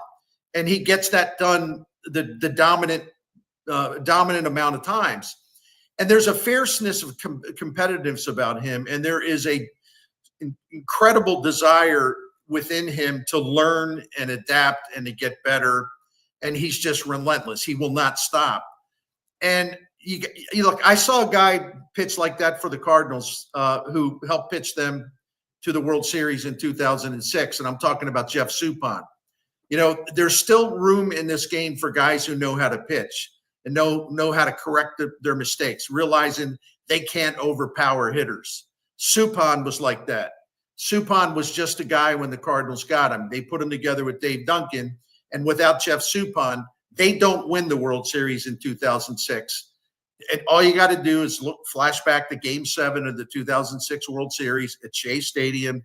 And the Mets had him in trouble time and time again, and he pitched his way out of it, and the Cardinals won it in extra innings. The season was basically over if he cracked at all, and he didn't. So McGreevy's got some of those same qualities, and that's a pretty high compliment because even back then, there was no one around baseball who said, oh, man, Jeff Suppan's got killer stuff.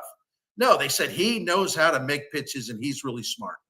Yeah, I've been so encouraged by McGreevy and the maturation and just the evolution and everything that he does. It's been right. Fun to watch.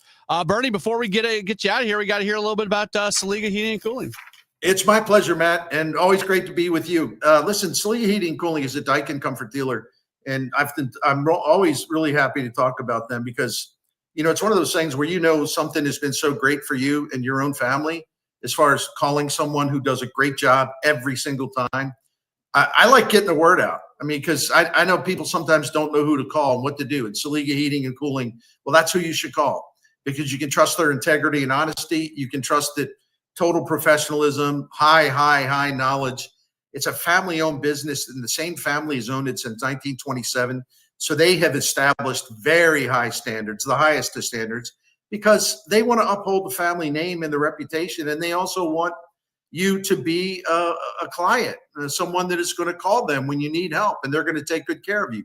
That's been our experience for the last 17 years. And I just can't say enough about how great they are and how honest they are. They also have a priority club. It's a maintenance plan that's going to save you money by extending the life of your current equipment. And we are members of this priority club. You also get some perks like priority scheduling, but you'll also know that everything is safe and ready for all 4 seasons. And you will save money. So if you want to find out more about all there is at Saliga, you go to SaligaHeatingandCooling.com. You'll see the phone number, but at SaligaHeatingandCooling.com. But I'll also give you the phone number, 314-481-7333. Saliga Heating and Cooling. I hear from sellers all the time that they fear they have missed out on the selling market. They are so relieved to learn September, October, and November are strong selling months. With low inventory and hopefully lower interest rates, this fall will be a hot one for real estate. I'm Christina Straight, owner of Straight Realty. You may have heard me say, why pay more than 4 for years? Now it's why pay more than 2, saving you even more money. Call me 314-441-4444. And remember, why pay more than 2? Straight Realty is a licensed broker in the state of Missouri, Kansas, and Nevada. Attention business owners with a net income over $500,000. You need to work with a tax strategist that understands your entrepreneurial mindset. Download the most recent white paper written by E3 Consultants Group titled The Power of a Professional Tax Strategy Team. Go to e3wealth.com/radio to obtain a copy. It's time to learn about wealth and tax strategies that protect your personal and business economy. E3 is ready to help you think differently about your finances. Educate, empower, enlighten. That's the E3 difference. Hey guys, Glover here for my friends at Cantor Injury Law. So as you know, I'm a lawyer, haven't practiced in a long time, but I did plaintiff's work and defense work, so I have a pretty good understanding of it. I have a pretty good idea of who's who in the firmament of plaintiffs, attorneys. And for my money, Mark Cantor is the guy. He's a great attorney. He is a great practitioner. He's put together a great team. He was born and raised here. He lives here. He works here. He wins here. Call 314-628-ALL-9s or CantorInjuryLaw.com. The choice of a lawyer is an important decision and should not be based on advertising. Hey guys, Kevin Wheeler here for 213 Complex, which you can pick up at Supplement Superstores. With school back in session, you're into a new routine. That routine's going to last. Make it a fitness routine as well. I know that's what I'm doing in advance of the holidays, and I'm using 213 Complex to get it done because what I'm getting is all-day boost to the metabolism, 24 hours a day. I get appetite control, which is huge for me, and all-day focused energy that comes with no jitters. So for you, just go to Supplement Superstores, tell them Kevin Wheeler sent you in. They will give you 30% off the 213 Complex. Find your location at supplementsuperstores.com. If you're 55 or older and into that whole saving money thing, T-Mobile has an exclusive phone and internet bundle just for you. Right now, get 2 unlimited phone lines plus 5G home internet for just $30 each per month with autopay, plus taxes and fees. And with 5G home internet, setup is easy with just one cord and no technician needed, which is great if you're also into that whole keeping it simple thing. Switch now and experience the best mobile network in the U.S. Visit your local store to start saving. T-Mobile, it's better over here. Based on analysis by Ookla Speed Test Intelligence data Q4 2024 to Q1 2025. Ookla trademarks used under license. Unlimited on our network. Customers on voice plan may notice speeds lower than other customers and further reduction if using more than 50 gigs a month due to data prioritization. Video streams and SD on this plan. Home internet pricing after $20 a monthly bill credit plus $5 per line without autopay. Debit or bank account required. See 5G device coverage and access details at T-Mobile.com. You're listening to Leaf Filter Radio, and the guru of gutter protection himself, Chris Coonahan, is here to take your most pressing leaf-related questions. Hey, everybody, Chris here. I understand we have Ron on the line. Ron, where are you calling from? Uh-oh. Ron, are you calling from a ladder? Well, I was. I wanted to ask Chris what I need to do to get my gutters ready to have leaf filter installed. Oh, Ron, you don't have to do anything. A Leaf Filter Trusted Pro will come out and clean out your gutters, realign and seal your gutters, and install Leaf Filter, America's #1 gutter protection system. So I didn't need to get on this ladder? Ron, Leaf Filter Trusted Pros are in your neighborhood and ready to help. Just visit leaffilter.com/deal to schedule your free gutter inspection and get up to 30% off. Thank goodness. What was that site? That's leaffilter.com/deal for your free gutter inspection today. See representative for warranty details. Promotion is 20% off plus a 10% senior or military discount. 1 discount per household. Cards manager Ollie Marble joins the Gas House Gang every Tuesday at noon. Sponsored by Siteman Cancer Center on the voice of the Cardinals. 104.1 FM, KMOX.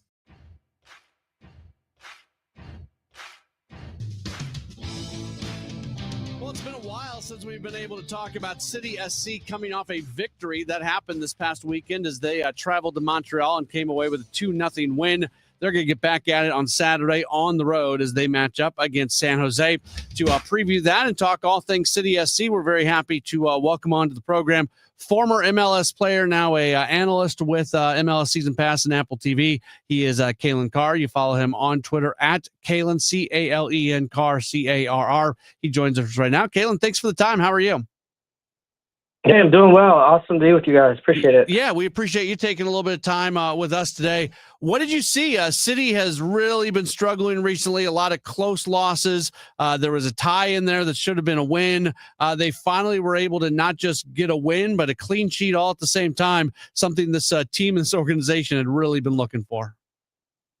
Yeah, no, you could almost feel a collective sigh of relief and some confidence in the team, too, because if you look at the quality of play and especially the goals, there was some really nice interchanging of positions and understanding. And so it didn't look like a team that is 14th place in the Western Conference right now. And I know Montreal are not in the best spot either. I cover them pretty frequently. I live here in New York and make the quick flight up to Montreal, but not an easy place to play, not a simple place to get results even.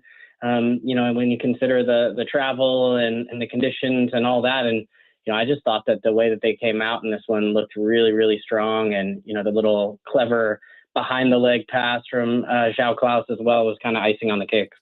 They're not really playing for anything for this season, but it is a very short off season in soccer, probably more so than any other sport. It feels like one season really rolls into the next. if they're able to take some momentum out of that Montreal matchup and have some success in the final 4 matches of the regular season, how can that impact the offseason going into next year? Well, it's a good question because it's hearkening back and making me think of the end of last year where they finished the season so well. And same thing. Yeah, you were like, okay, well, hey, they've got this confidence. They have the new signings. They brought in Hartzell. They brought in, a number of different pieces that came into the side that where you're like, okay, this is, a real team going forward. And they looked like they were on pace to, if they had a little bit more time, to make the playoffs. And it kind of fell apart. And I think obviously the hiring of the manager that came in just didn't really work out, didn't fit the system, kind of went more defensive when they had the pieces to play a little bit more expansive. And there's just been too many changes, I think. And that's where you see a little bit of a loss of identity. So I'm really interested to see, for me, is Critchley going to be the guy to get the job? Is who's going to be able to stay there? And I just think towards the end of the season, even if you're not playing for the playoffs necessarily, or that seems like a tall task at this point, you're playing for your job. I've been there where you're not going to make the playoffs. And look, I wanted my option to get picked up. I wanted to be a part of the club to prove that I could be a part of things, or to at least put myself in the shop window. So, I could get to another place, but more than anything, I think that this is the type of year where you have to play for some pride. You play for the badge. And look, I think St. Louis City has a ton of potential. We've already seen it come to fruition. It's just, I think the thought was that it was going to be a more linear progression to go straight up. And then it's kind of been much more, down. And then, even when it's gone up, it's been halted. So looking for a little bit more solid footing. It's interesting you say that. When you're a player playing for a team that's not going to the playoffs and you do want something good for you personally, like an option being picked up or just an opportunity the next season, how do you go about still being able to play as part of a team game when it's more about what you want personally, if that makes any sense whatsoever? Yeah, well, I think pro sports in general is always that kind of tricky balance of you're looking out for yourself and you want the next contract, you want to play as a striker over the next guy, but you also want him to score goals. You want the team to win. And I always felt, for me personally, making the players around me look good, especially some of the star players, was a way that I found success and maintained my place into some successful teams in Houston and Chicago. So, but yeah, I think it is a tricky balance, and where you can go off track is when you focus too much on yourself. And I think teams see that, clubs see that, guys who are a little bit more individualistic, not sacrificing for the team. And when I think of the best versions of St. Louis City, was all about the belief in the philosophy and fighting for, the next man. And look, they have quality throughout the team. You go through the lines and you can see a ton of experience and a ton of talent, but it's really been more of that continuity and that culture that seemed like it was being built and kind of fell apart at the seams. I know the last thing a team wants to do is make a decision with long-term implications because of short-term impact. Talking about taking momentum from the end of this year and turning into next season, but it's a team that needs a new sporting director, so you don't know what the soccer philosophy is going to be with a new sporting director, and it's a team that needs to make a decision on a head coach, whether they keep Critchley, whether they look at somebody else. If they do have a strong finish to the season, can that momentum be kind of wiped out if all of a sudden they bring in people that want to do things very differently than what they're doing right now? It can. Yeah, I think we saw that last season. Yeah. I think last year was a perfect example with Olaf Melberg coming into the team and having the momentum and, them playing really good football and entertaining style of play and having that momentum. I did a couple League Cup games in St. Louis. I saw, just being around the city, how excited everybody was. And the soccer history, the soccer culture there is second to none. So I know it's going to be an attractive job to be a part of that front office. That's a big decision to make. You mentioned with Lutz Pfannenstiel being let go, and he was there from the beginning. So I could see a lot of people being very interested in that position, as well as the managerial one. But I think sometimes I think there's a little bit of a danger of looking too far and saying, well, maybe what's the next? What's behind? The grass is greener over there. Because when I've looked at a lot of the managers that have been in St. Louis, I think there's been some really good ones. I thought Bradley Carnell did a great job. You can see the success he's having in Philadelphia. I think shoot, I'm blanking on Hackworth, John Hackworth, who was I've known forever and is such a respected manager. He was in Philadelphia when I played against them and part of the U.S. youth national team system. I thought he did a fantastic job too. So now I think Critchley's shown some ability. So sometimes giving these guys a chance, I think would be wise. But then again, it's not my club, of course. I'm just coming in to analyze things and give my opinion. But it's a little bit of a trend that I see in MLS of kind of looking around, but there's been really good moments. It's just about kind of having that continuity. Looking ahead to this matchup with San Jose, this is a really important match. San Jose is still jockeying for position. There's a bunch of teams that are right around them with Colorado and Salt Lake, FC Dallas. So it feels like it's an opportunity for City SC to knock down another team, but at the same time, pretty large implications with a month or so left of the season for San Jose. Oh yeah, huge. Ninth place right now, and if you know anything about Bruce Arena teams, anything under than the playoffs is a rarity. So, I think they're going to be desperate to win. Plus, they have some really tough Western Conference games away in San Diego and Vancouver. Still waiting one home game on decision day. So, I think there's a lot of pressure on San Jose to beat St. Louis and to take all 3 points in this. But I know, just covering MLS. What you think might happen is almost never going to happen. I did a 5-4 match where Columbus was winning 5-0 last week and almost stormed back. They scored 4 goals and had really nothing to play for at this point of the season. But I think that is a dangerous sign. A dangerous team is a team that's fighting for a lot more, and that's kind of what we were talking about before. Either those individual, personal, professional. That part is important. So I think St. Louis City can continue to do that again this weekend. Kalen Carr played 8 seasons in MLS. Now he is part of the broadcast team with MLS Season Pass. Kalen, can you give a little bit of a plug for the MLS Season Pass package, especially a little bit more than a month out from the playoffs for soccer fans? Great chance to get locked in right now, watch the end of the regular season, and then watch the great playoff action. Oh yeah, I mean this is the best time of the year, and I know St. Louis fans are maybe not, as dialed in right now as maybe they would want to be as far as the team being able to make a deep run at things. But as far as the intrigue, I was watching last night Messi go for some revenge against Seattle, who beat them in the Leagues Cup final. I'm really intrigued to see if they can go all the way. There's a ton of pressure on that Miami team. They've almost made themselves the villain in a few ways with some of the behavior and antics. But that's what we love about sports. You got LAFC, a ton of really good teams, a ton of good talent, young talent in the league too. And I don't have to tell anybody in St. Louis about the soccer cultural side, but that part is huge as well on MLS, and it's fun to follow every week. But yeah, playoffs, definitely sign up and follow along. We very much appreciate your time. Look forward to talking to you again down the line. Thank you. Awesome. Thanks, guys. Thanks for having me on. You bet. That's Kalen Carr joining us here on the program. We'll take a break, and we've got more coming up in just a moment as we roll on. It's a Graybar Sports Open Line on KMOX.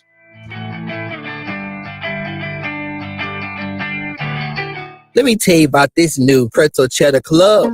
Hey, I'm Carlos. And I'm Ebony. And a little thing we love about the Chick-fil-A Pretzel Cheddar Club is the tangy Dijon with the pretzel bun. It takes it to a whole nother level. It goes perfectly with the chicken and the cheddar cheese and the bacon. Man, you know how much you love bacon.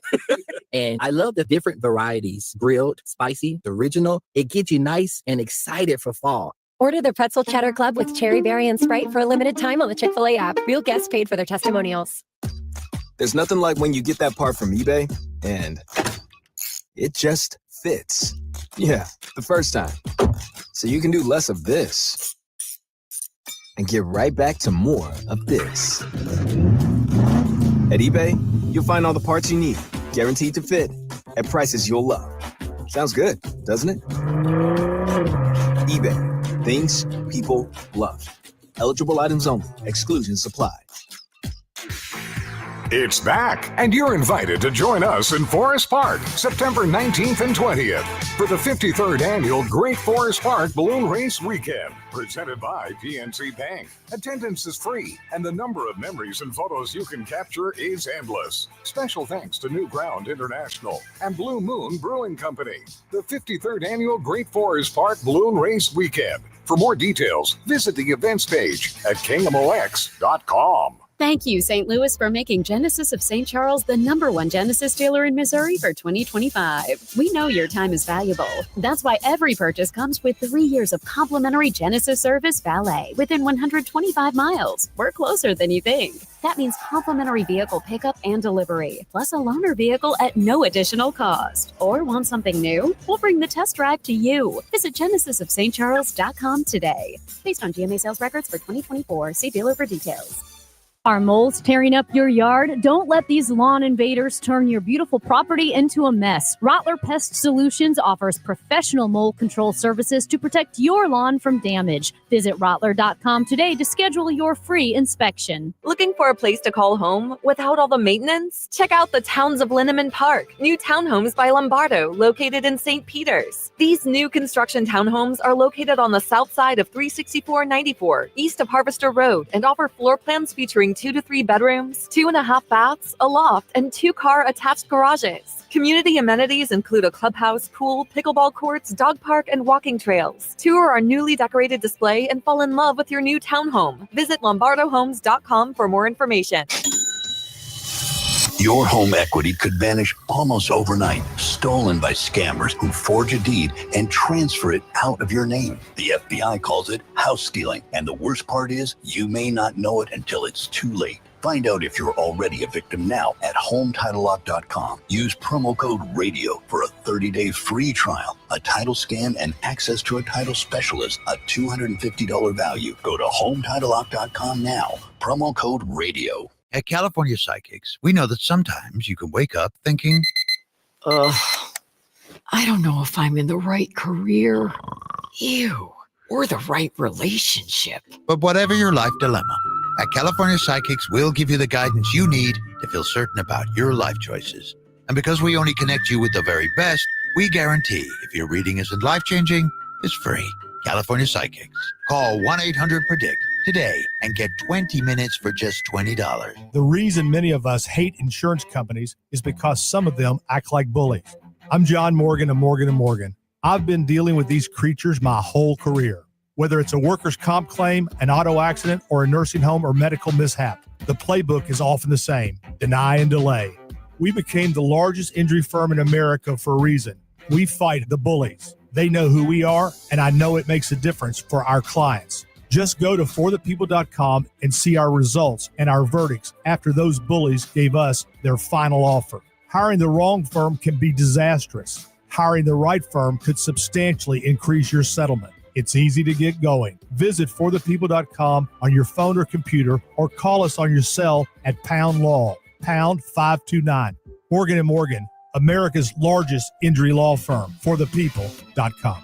The choice of a lawyer is an important decision and should not be based solely upon advertisements. Past results afford no guarantee of future results. Every case is different and must be judged on its own merits. Welcome back to the Gray Bar Sports Open Line. Once again, Matt Pauley on KMOX. Back at it as we roll on here on KMOX. Glad to have you with us. My name is Matt Pauley, taking you until 8 o'clock tonight. A little bit after 7 o'clock news, we're going to be joined by Howard Richards, Mizzou football radio analyst. He is going to join us to talk all things Missouri football.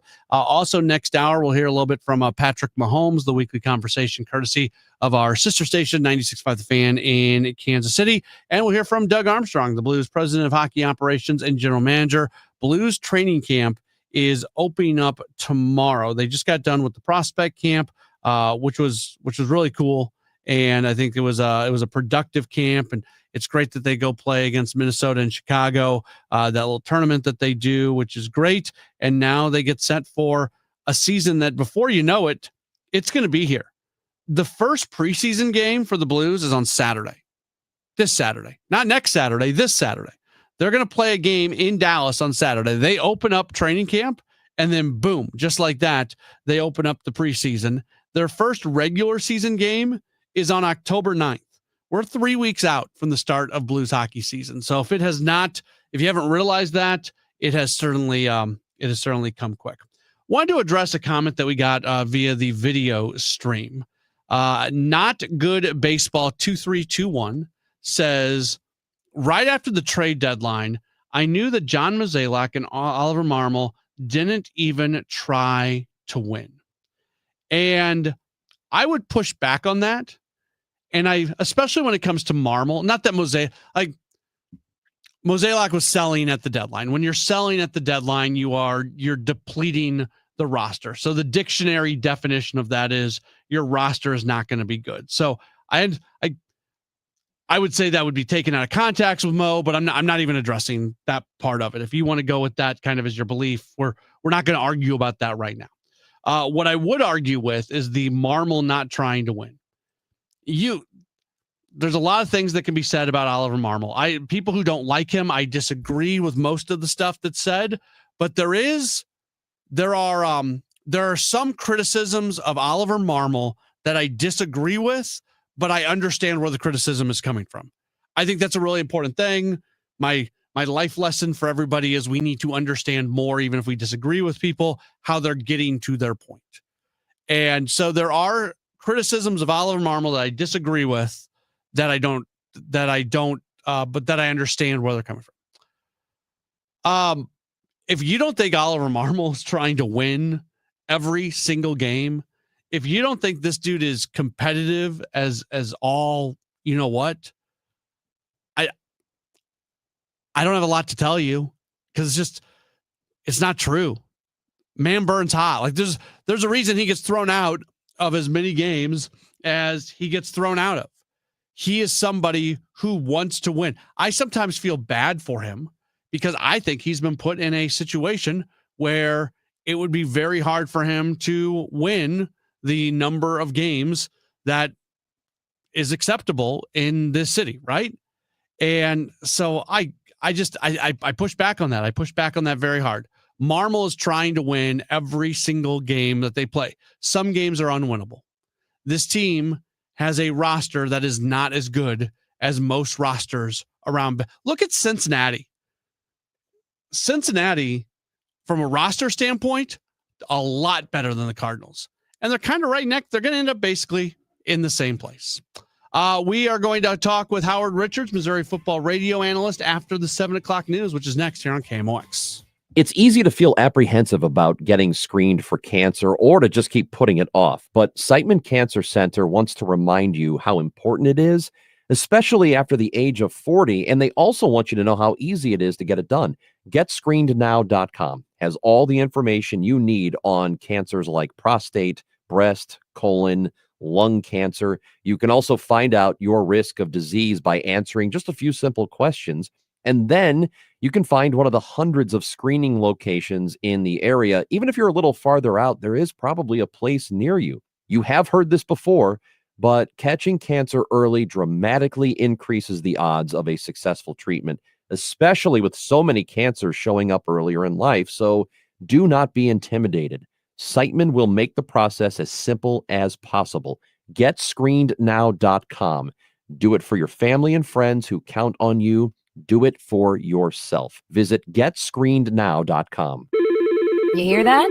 That's the sound of your business losing money. Legacy phone systems weren't built for today's teams. OpenPhone gives your business a smarter way to stay connected. OpenPhone lets you manage calls, texts, voicemail, and contacts all in one place so that you and your team can deliver a seamless customer experience from ring to... Need to take calls on the go? OpenPhone automatically transcribes, summarizes, and highlights next steps from every call, so you never miss a detail. Need insight into what closes a sale? With OpenPhone's AI call tags, you can instantly spot key topics like objections or pricing questions, and use those insights to coach your team and level up every customer interaction. And yes, you can bring your existing number with you for free. Keep your team in sync and your customers happy with OpenPhone. OpenPhone. No missed calls, no missed customers. Try OpenPhone for free at openphone.com/try and get 20% off your first 6 months. That's openphone.com/try. Openphone.com/TRY. I'm Ed Evans, CEO of Consumer Cellular. We're dedicated to serving people 50 and up like me. Our needs are different. Big Wireless wants us in an unlimited plan, but if you're not using all that data, you're probably getting used. At Consumer Cellular, we're focused on affordable, reliable plans, including data that suits your needs, not ours. Our plans start at just $20, and you'll get the best customer service in the business. Call 1-888-FREEDOM, visit consumercellular.com/facts or a store near you. Plans include $5 credit for auto pay and e-billing. See site for additional facts. Are you having trouble hearing? Hearing loss can devastate the quality of your life. Now, there's an affordable fix for you or your loved one. Rated the best hearing aids of 2025 by Forbes Health, Audion Hearing has the highest quality hearing aids at the lowest prices, starting at just $98 a pair. I actually like them better than my old $5,000 hearing aids. I could not believe how my hearing and life changed. Join over 1 million happy customers by going to audionhearing.com. That's AUDIEN hearing.com. Winner of the National Edward R. Murrow Award for Breaking News. KMOX AM St. Louis. KMOX FM Hazelwood. Always live on the free Odyssey app. Is CBS News on the Hour, sponsored by O'Reilly Auto Parts.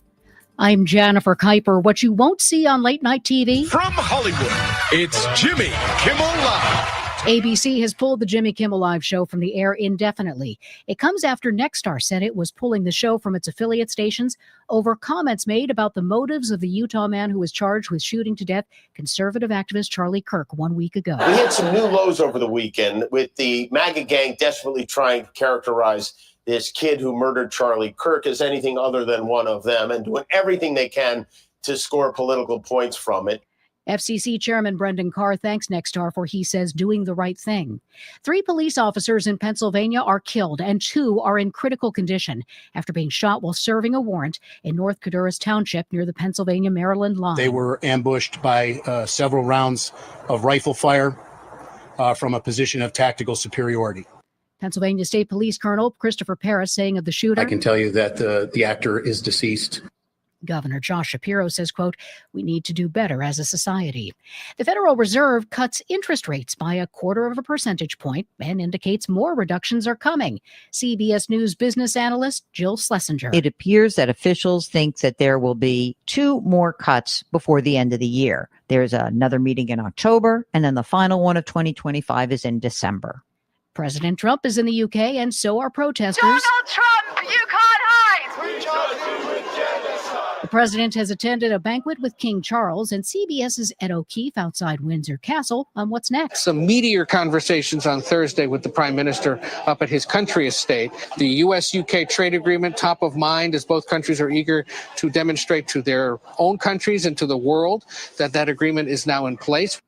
Not in agreement with changes at the CDC, the governors of 4 states, which recently formed the Western States Health Alliance and has issued its own immunization recommendations. CBS News medical contributor, Dr. Celine Gounder. They are recommending that anyone who wants a COVID shot, child or adult, anyone who wants one should be able to have one. Soccer players use their heads to hit the ball, and a new study looks at what it could be doing to their brains. CBS's Matt Piper. The study says that in amateur soccer players who head the ball, there were alterations within the folds of the brain. It says constant hitting of the head that way had more disruptions within a specific layer in the folds of the brain linked to poorer performance on thinking and memory tests. The study says it does not prove that soccer heading causes brain changes, but does show an association. This is CBS News. Think O'Reilly Auto Parts for all your car care needs. Get the parts and service you need fast from the professional parts people at O'Reilly Auto Parts. At 7:03, we've got a clear sky right now, 83 degrees downtown at the Arch. Missouri's new congressional map has accidentally placed a small section of voters southwest of Kansas City, southeast of Kansas City, into 2 congressional districts, according to the bill's text. This error could jeopardize the bill, which continues to see new legal challenges filed against it. Democrat State Senator Brian Williams. This was a session called just to push the agenda of the White House and Donald Trump. It was not a priority of Missouri or something that would benefit our state. He says he is unsure how Republicans could fix the error. Governor Kehoe has yet to sign the bill, and KMOX has reached out to his office for comment. Some members of the U.S. House, including Illinois Congresswoman Nikki Budzinski, are getting involved in the Boeing strike. The Congressional Labor Caucus sent a letter to Boeing asking they go back and negotiate with striking workers. Tuesday, we told you IAM had a proposal for Boeing, which they said could end the strike. However, Boeing responded with the union was staging a stunt and shot down IAM's offer to start renegotiating.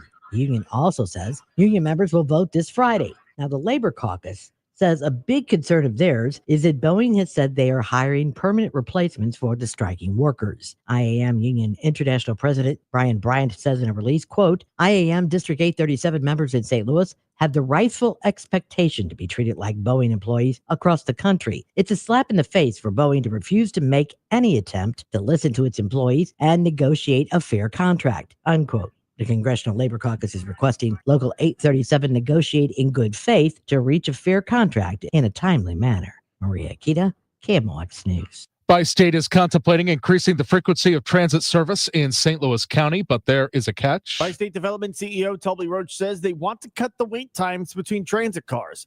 However, to do so, they'll need more money. So they're asking the county to allow them to raise rates. A 30-month service increase, which contemplates the whole thing for 30 months, is nearly $25 million. The current sales tax shortfall of $7 million Bi-State is facing is also included in that ask. The council says they will have a committee of the whole where they will discuss the plan in depth. Sean Malone, KMOX News. Despite the chance of storms, the Great Forest Park Balloon Race remains on schedule this weekend. Director of Event Production, Jessica Stegan, says they'll have held the race before in recent years where the wind has changed course between when the first balloon lifts off and the others chasing it do. Some years, depending on the wind, the winner might be 20 feet away. They might be 2 miles away because sometimes in that 15-minute head start, the winds do change. She says to keep an eye on their social media page for any weather-related updates to the race. Tonight, clear sky, 68 for Thursday. Okay, humidity, high 95. Right now, 83 downtown. I'm Michael Calhoun, KMOX News. Welcome back to the Gray Bar Sports Open Line. Once again, Matt Pauley on KMOX. We are back at it as we get into hour number 2 of the program. Missouri football, they're looking good so far, sitting with a 3-0 record. They've got a big one coming up this weekend as they are going to match up against South Carolina. Very happy to welcome on to the program. He is the radio analyst on the Missouri football broadcast. One of our favorite people to be able to talk Tigers football with. He is Howard Richards. Follow him on Twitter at @How_Rich. Howard, thanks for taking the time with us today. How are you? Good evening, Matt. I'm doing well. And do we still call it Twitter? I do. Because it just sounds better than it. No, it just sounds better than X. I mean, X is just it's just insane. As long as people know what I'm supposed to be saying, it works, I guess. I think everyone knows it's Twitter, and why the name change, I have no idea. Yeah, I never got that either. So I'll just keep doing what I'm doing. So with the day that Missouri and Kansas matched up against each other, it was one of those days where I had to be out of the house for most of the day, and I was driving around and I was listening to your guys' broadcast. And I had so much fun listening to it. I just had to wonder how, for a game like that A, was so huge, B, ended up being a win, the back and forth nature of it, especially late in the game, how much fun were you guys having in the booth as that game went along? If you look at the video from the game, so we stream live from the broadcast booth. There's a video out there someplace. You'll see an example of how much fun we have. I mean, we're jumping around and high-fiving and everything, but it was like that today. I think the anticipation of playing against Kansas after an absence of 19 years since Kansas had played at Fro, and then for me, having played against KU 4 consecutive years, and then just understanding the meaning of what that rivalry game means to both institutions was just tremendous. And the energy was as good, if not better, than any home game that I can recall in the past 15 years that I've been doing the games. It was great. Could have this season started any better? The 2 games against teams that they're supposed to win, and they win them in very one-sided form, and then your non-conference game against a really legitimate opponent, you get a challenge, you have to come back in it, you make plays late. It just seems like there's a lot of boxes that have been checked off going into conference play. I think I agree with you 100%, and especially with a game like Kansas. it's good to have a test like that early in the season to see how your players respond. Yeah, it wasn't perfect. There are lots of things that came out of the game, areas that needed to be worked on, in order to be better and to continue to show improvement week after week after week. But I think they showed that against Louisiana, and let's hope that the things that needed to be corrected from that game and the previous two games get corrected before South Carolina shows up on Saturday. The big question right now, and it's on the other side, is that South Carolina, their quarterback, Lenore Sellers, unknown for sure if he's going to play. It sounds like what's being reported today that he's likely to play. I know Coach Drinkwitz has said that they're preparing for him to play, but what kind of challenge does it create for a team where you don't know for 100% sure what quarterback you're going to be facing? It's unique in so much as if there's a quarterback that you've not seen, you don't necessarily know how to prepare. In the case of South Carolina, you prepare as though Sellers is going to play. He did practice yesterday, I heard, and I think it's trending in the direction that he will play. How effective he will be, no one knows. And sometimes guys that get knocked out of a game, they come back and they play like gangbusters. The backup quarterback, his name escapes me at the moment, but I think we've seen him before. Drink has certainly seen him before. And he's more than capable, can move the football, can run it. So regardless of who's taking snaps, and I will take a page out of Drink's book, it's less about what the opponent does and more about what Missouri does well and how it executes, from start to finish. And when that team has been able to execute in all three phases, consistently and not allow big plays on defense, avoid turnovers,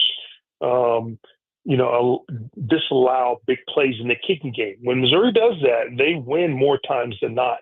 I don't know if this team is destined for greatness this season, but if you look at the first, let's say, 25 minutes of the game against Louisiana, they looked to be unstoppable.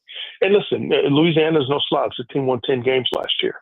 They lost some players from that roster, but they were very well coached.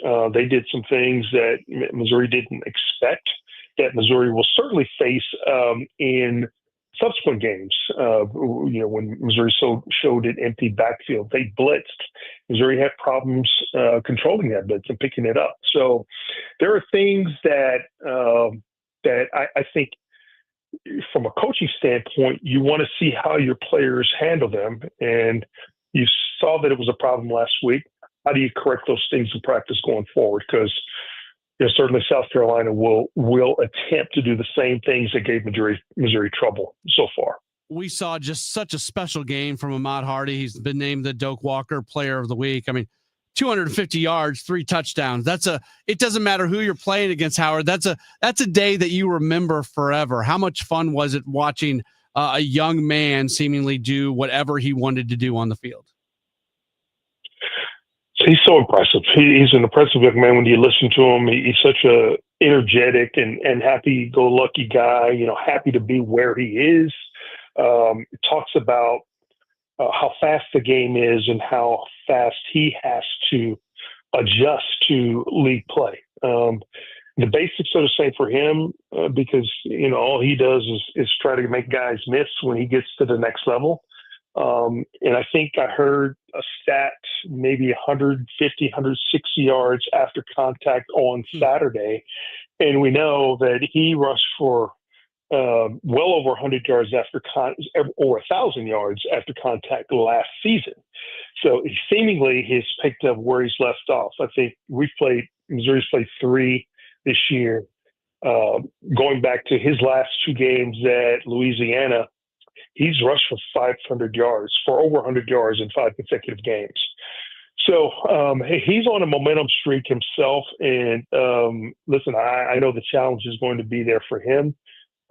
League play, everyone steps up their game, several other notches. And I expect the same, for this game this weekend, especially being the first game in conference play. And just read a tweet, Matt, from Mizzou beat writer Eli Hoff. It says, unsurprisingly, South Carolina quarterback Lenore Sellers is listed as questionable on the Gamecocks' first injury report of the week. Mizzou has a clean report aside from season-long injuries to Blake Craig and quarterback Sam Horn. There's a longer-term absence for offensive lineman Logan Reichert. I think there's another injury report that comes out on Wednesdays that will maybe be a little more clear with regard to the status of Lenore Sellers, but I expect him to be, either be questionable again tomorrow or at least probable going into Saturday's game.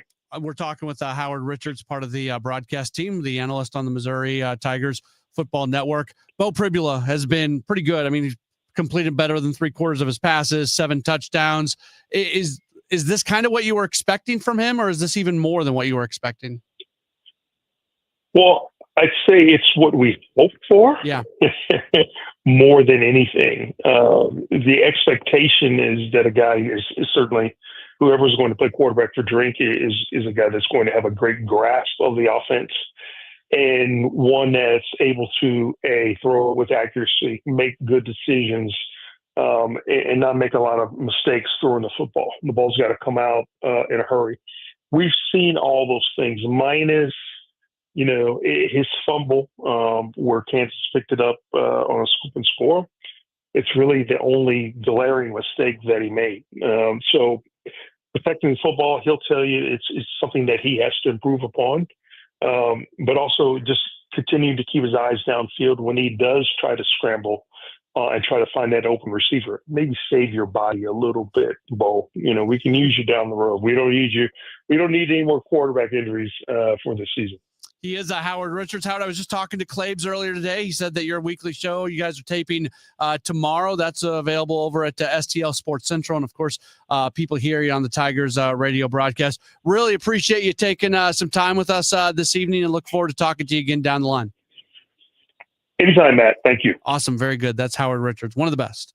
Love being able to talk with him and appreciate how gracious he is always with his time and willing to talk about Mizzou football as they get ready for a big one. The only thing that worries me about this weekend, beyond just like South Carolina is a good team, that worries me. The intrinsic stuff that can concern me. South Carolina lost a game they should have won this past weekend. Anytime a team plays the week after a game that they lost that they should have won, you know that they're going to be that much more locked in. So, like, when I saw that they lost at home to Vanderbilt by a lot, I went, that's not great for Missouri. Doesn't mean that Missouri won't win. The fact that it's in Columbia, not the other Columbia, this Columbia is good for Missouri, and Missouri is just a good team. But I really did not love the fact that Vanderbilt went into the other Columbia and beat South Carolina last weekend. 314-436-7900. That's how you call or text. Again, later on this hour, we'll hear a little bit from Patrick Mahomes, courtesy of our sister station, 96.5 The Fan in Kansas City. After that, we'll hear from Blues president of hockey operations, Doug Armstrong. He met with the media today. We will have more in just a moment as we roll on with a Gray Bar Sports Open Line on KMOX.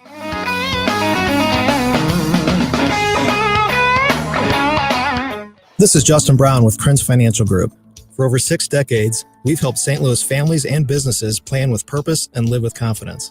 Is your financial advisor proactive or reactive? If your strategy or service feels stagnant or misaligned, it may be time for a change. Our defined, proactive approach to investments and communication keeps you informed and prepared for what's ahead. Let's talk about what makes us different and how a more engaged advisor can help you reach your goals. Your goals, our mission. Start today at kfgadvisors.com. Securities offered through Raymond James Financial Services. Member FINRA/SIPC. Krenz Financial Group is not a broker-dealer.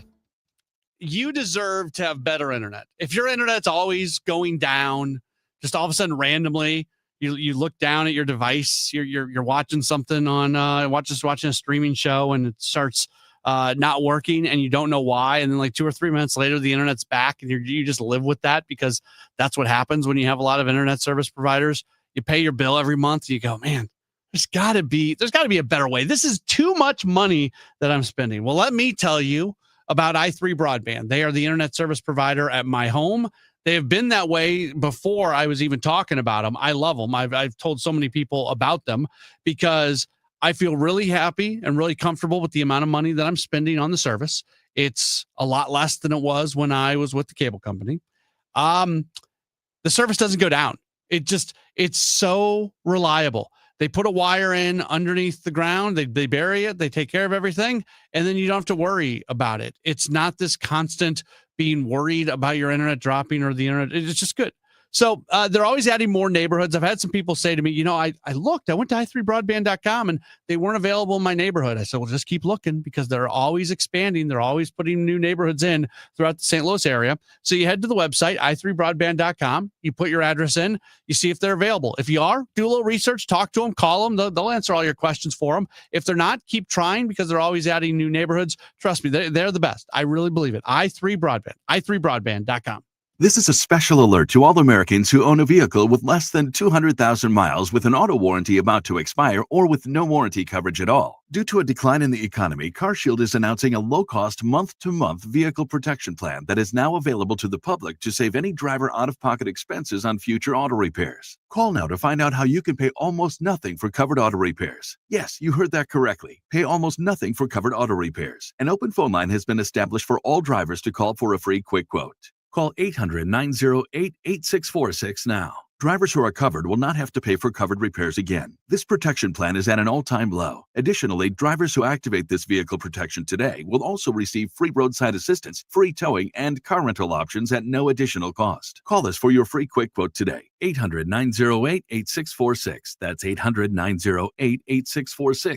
What do you have to lose? Call 800-908-8646. Again, 800-908-8646.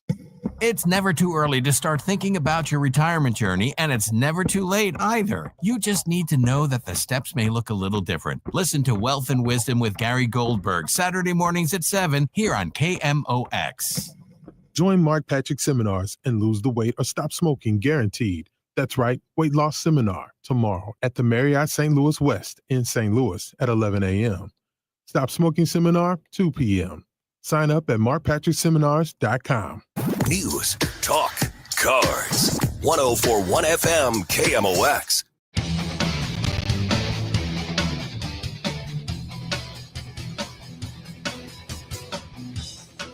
It's Great Bar Sports Open Line right here on KMOX. We are taking you till 8 o'clock tonight. And for the final half hour of the show, first we're going to hear from Chiefs quarterback Patrick Mahomes. Each week he talks to our sister station, 96.5 The Fan in Kansas City, an exclusive conversation that we get access to because, well, they're our sister station. We're their sister station. And so we'll have that coming up in just a while. Chiefs are 0-2. They got to get things going. And then after that, we'll talk some Blues hockey. Doug Armstrong met with the media earlier today, the Blues president of hockey operations and general manager. Training camp starts tomorrow.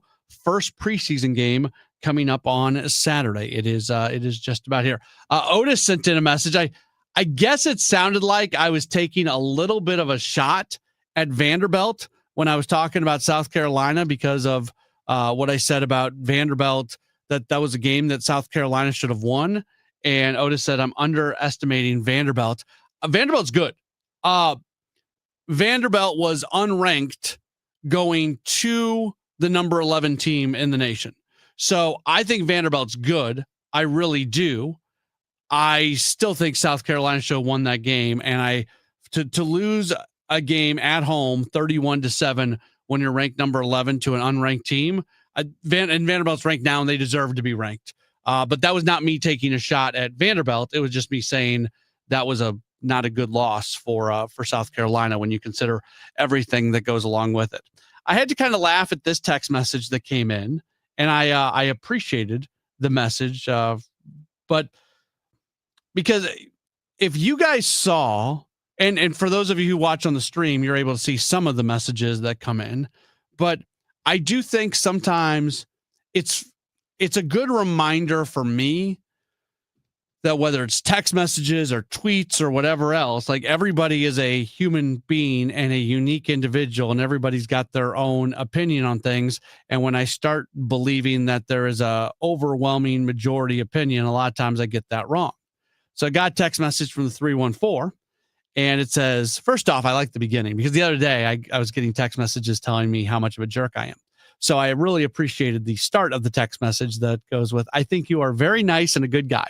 Thank you. It's nice to hear that. I was being inundated with messages telling me how horrible of a human being I was just a couple days ago. So I appreciate the nice message. It's nice to get a little lift up every once in a while. Anyways, the texter goes on.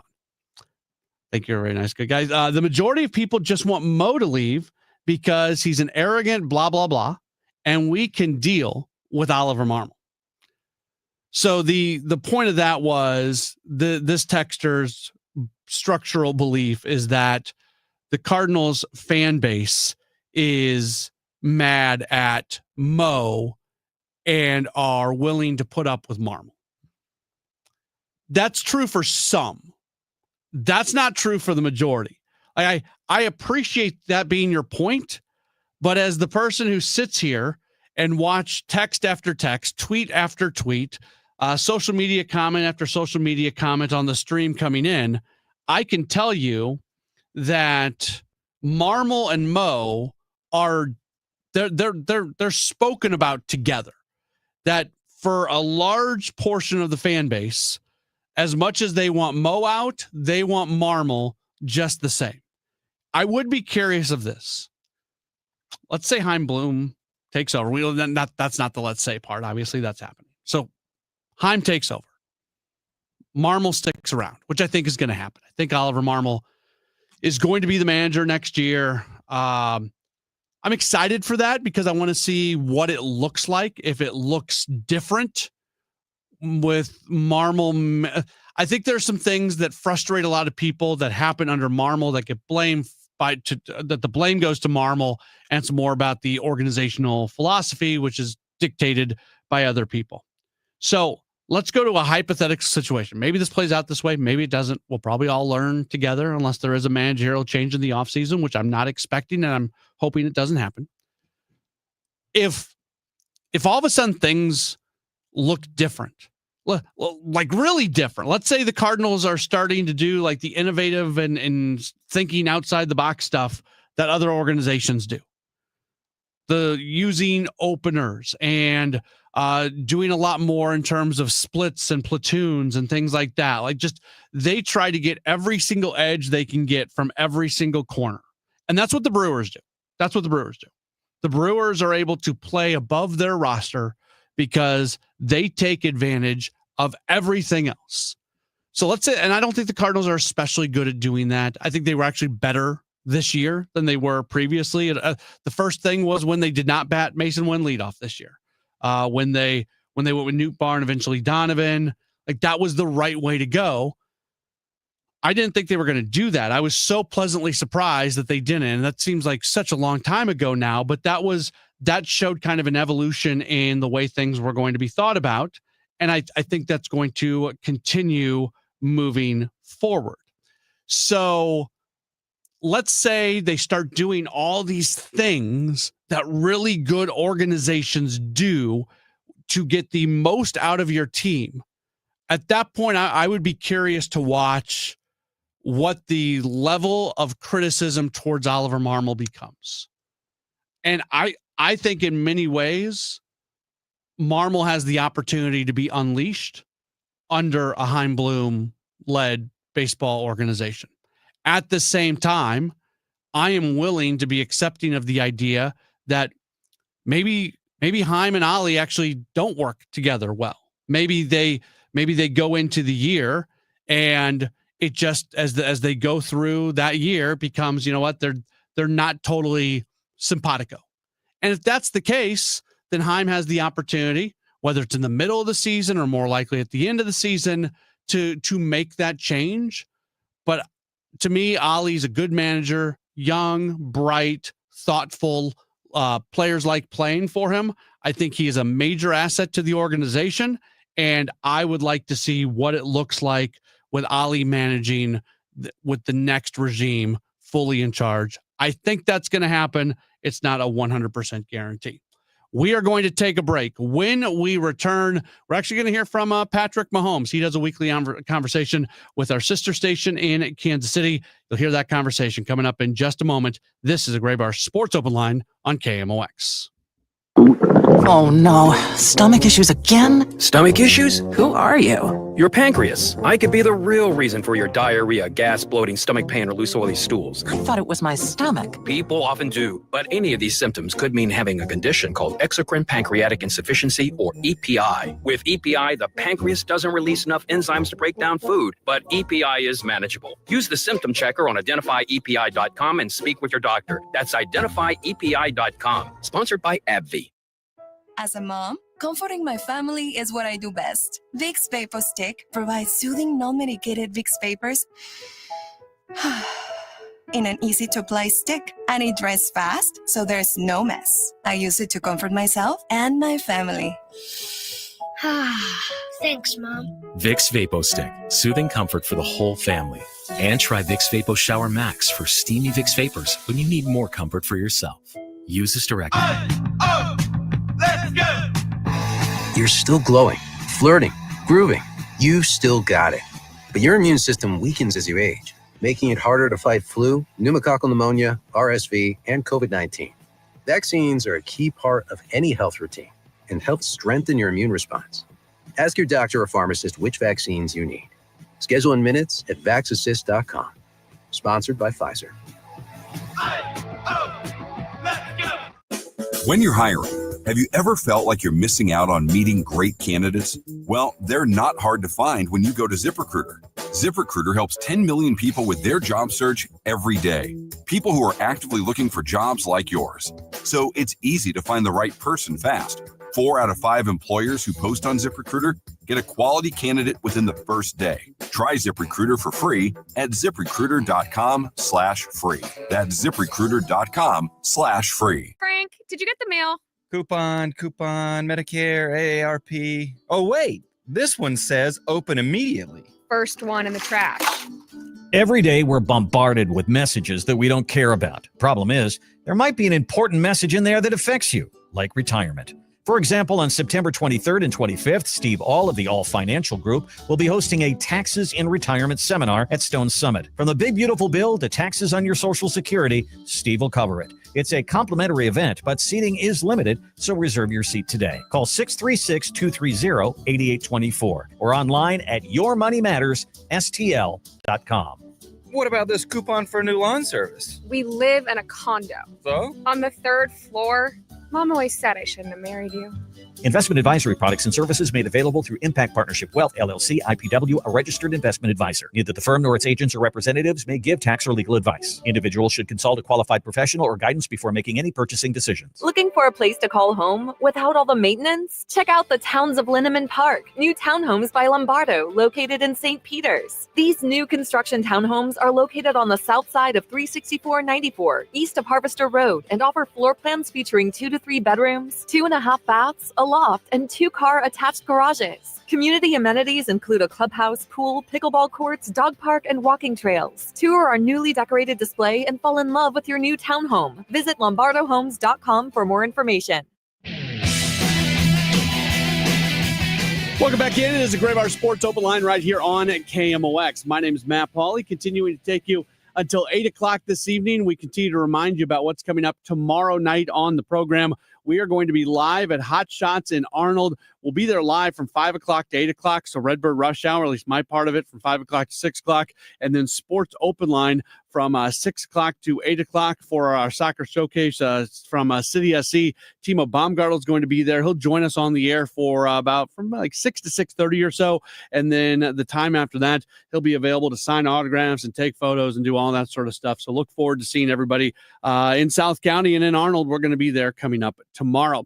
It is that time of the week where we hear from Kansas City Chiefs quarterback Patrick Mahomes, a weekly conversation that he does exclusively with our sister station in Kansas City, 96.5 The Fan, and as St. Louis is home for the Chiefs, we get to play it back each week. This is Mahomes' birthday week. Now the Chiefs are 0-2, so maybe there's they start slow into the conversation this week before getting into football, as the Chiefs have got to play some better football. Tough schedule to start the year, but they are 0-2.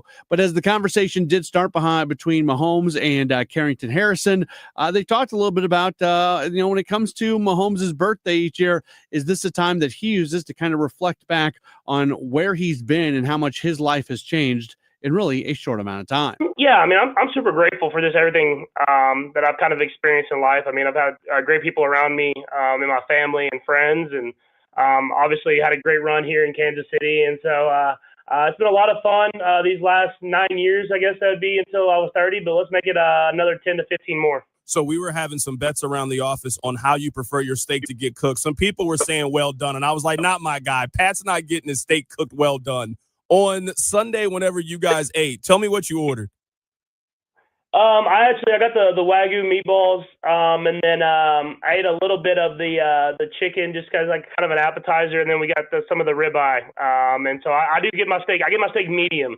I can do medium. I did medium rare for a long time, but now I'm just a medium guy, and I feel like no matter where you go, you can get a good medium steak. Okay, that's good to hear. That's how I get mine. I get my medium rare, medium, depending where I am. So I'm happy to know that you and I are on the same page there. For sides, what do you usually get? Are you a mac and cheese, a mashed potato guy? What are you getting for sides? It kind of depends. Sometimes I will do the mac and cheese and like the French fries and stuff like that. But like the other night, just kind of chilling with like the broccolini and the mashed potatoes, and not eating too heavy, knowing that I got a football game coming up. Right now, we're talking to the quarterback of the Kansas City Chiefs, Patrick Mahomes. Today is actually the grand opening for your steakhouse. How excited are you for the public to get an opportunity to go? I'm super excited. They had the kind of the soft opening this last week, and from everything, I mean, I wasn't really there a lot, but from everything I could tell, it went really well, and people had great feedback as far as their experiences there. And so I'm just excited for Kansas City to have this place that I think a lot of people will love, and I get great food and great community, and get to be together at another place in Kansas City they can call their own. You've done a lot before your 30th birthday. You have a very successful foundation that has done a lot for kids in the area. You opened up a steakhouse. You've elevated the brand for your university. You've been able to accomplish a lot of things. Do you have things that you want to accomplish in your 30s? What are some of your personal goals? As far as off the field, I think I just want to be the best dad and the best husband that I can be. Like it's being able to go home every single day and see those kids and the smiles on their face. I want to continue to just be a great example for them and for the rest of the community as well. And so there's nothing like that I've set out and I'm trying to do this or do that. I just want to do whatever I can to give back to the community that's given me so much, and hopefully win a lot of Super Bowls on the field. I know you don't like talking about yourself, but today is just kind of a day of reflection. I have to tell you some of the things that you have accomplished. You have won 3 Super Bowls. You have been the MVP of all of those Super Bowls. You won the MVP in the NFL multiple times. You've been a 6-time Pro Bowler. You guys have been to 7 AFC championship games. Could you imagine that you would have done all of this prior to the age of 30? No, probably not. Like I focus so much on the day and trying to get better that day. And coming out of college and at Texas Tech, I knew that I'd put up a lot of stats, but I wanted to learn how to win and to win consistently. And I got blessed to come to Kansas City with Coach Reed and all these great players around me, and they taught me how to win. They taught me how to push to be even better every single day, and it helped elevate my game and elevate me to be a better role model, a better leader. And I just try to embrace that, knowing that it doesn't last forever, but it's been a lot of fun, and we'll keep pushing it to get even better every single year. Last reflective question, at least about your career, and we'll move to the present day. You have 17 playoff wins before you turned 30 years old. Tom Brady had 12 playoff wins by the time he was 30 years old. Have you thought about the pace you were on by when we look at this thing a decade from now where you could potentially be? Yeah, but you have to keep up with it. I mean, I think that's what makes Tom so great, is that he continued to do it year in and year out for 20 years. I mean, he kept just being at the top of the game, and that comes with a lot of hard work and a lot of dedication. And so I try to do that. Even in times like right now when it's not going well, I still put in the work, knowing that if you put in the work, usually good things happen. And so it speaks to his greatness that he was able to do it for 20 straight years, a little over 20 years. And so I'll just continue to work extremely hard and give myself the opportunity to go out there and win as many games as possible. Right now, we're talking to the quarterback of the Kansas City Chiefs, Patrick Mahomes. Let's get to this week. Let's look ahead. You guys are 0-2. What is the sense of urgency that you feel heading into Sunday Night Football? Yeah, I mean it's a high sense of urgency.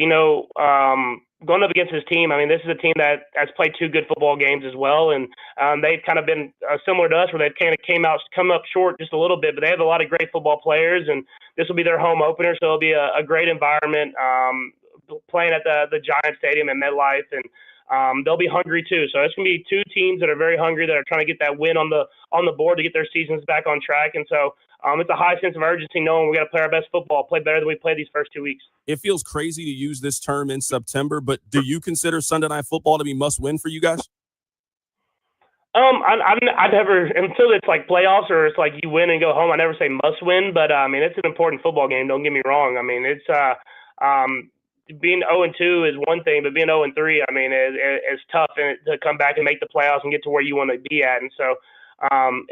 We feel this sense of urgency here, and knowing that we got to play better as a full team. I mean, it felt like the first game offensively we played pretty good. Second game we played bad, and they kind of flipped on the defensive side of the football. And so for us, we got to come together as a team. We got to continue to put in the work, to come together as a team on game day and play our best football on game day to get a win and get our season back on track. This is along that same vein, but I'm sure you've heard the stat by now, and it is a stat that is going to be drilled into you guys' head over the next couple of days. Since expanding the playoffs, there have been 41 teams that have started 0-2. Only 5 of those teams have made the postseason. You guys obviously have championship DNA. Nobody is counting you guys out, but how do you guys dig yourself out of the hole that you guys have created these first 2 weeks?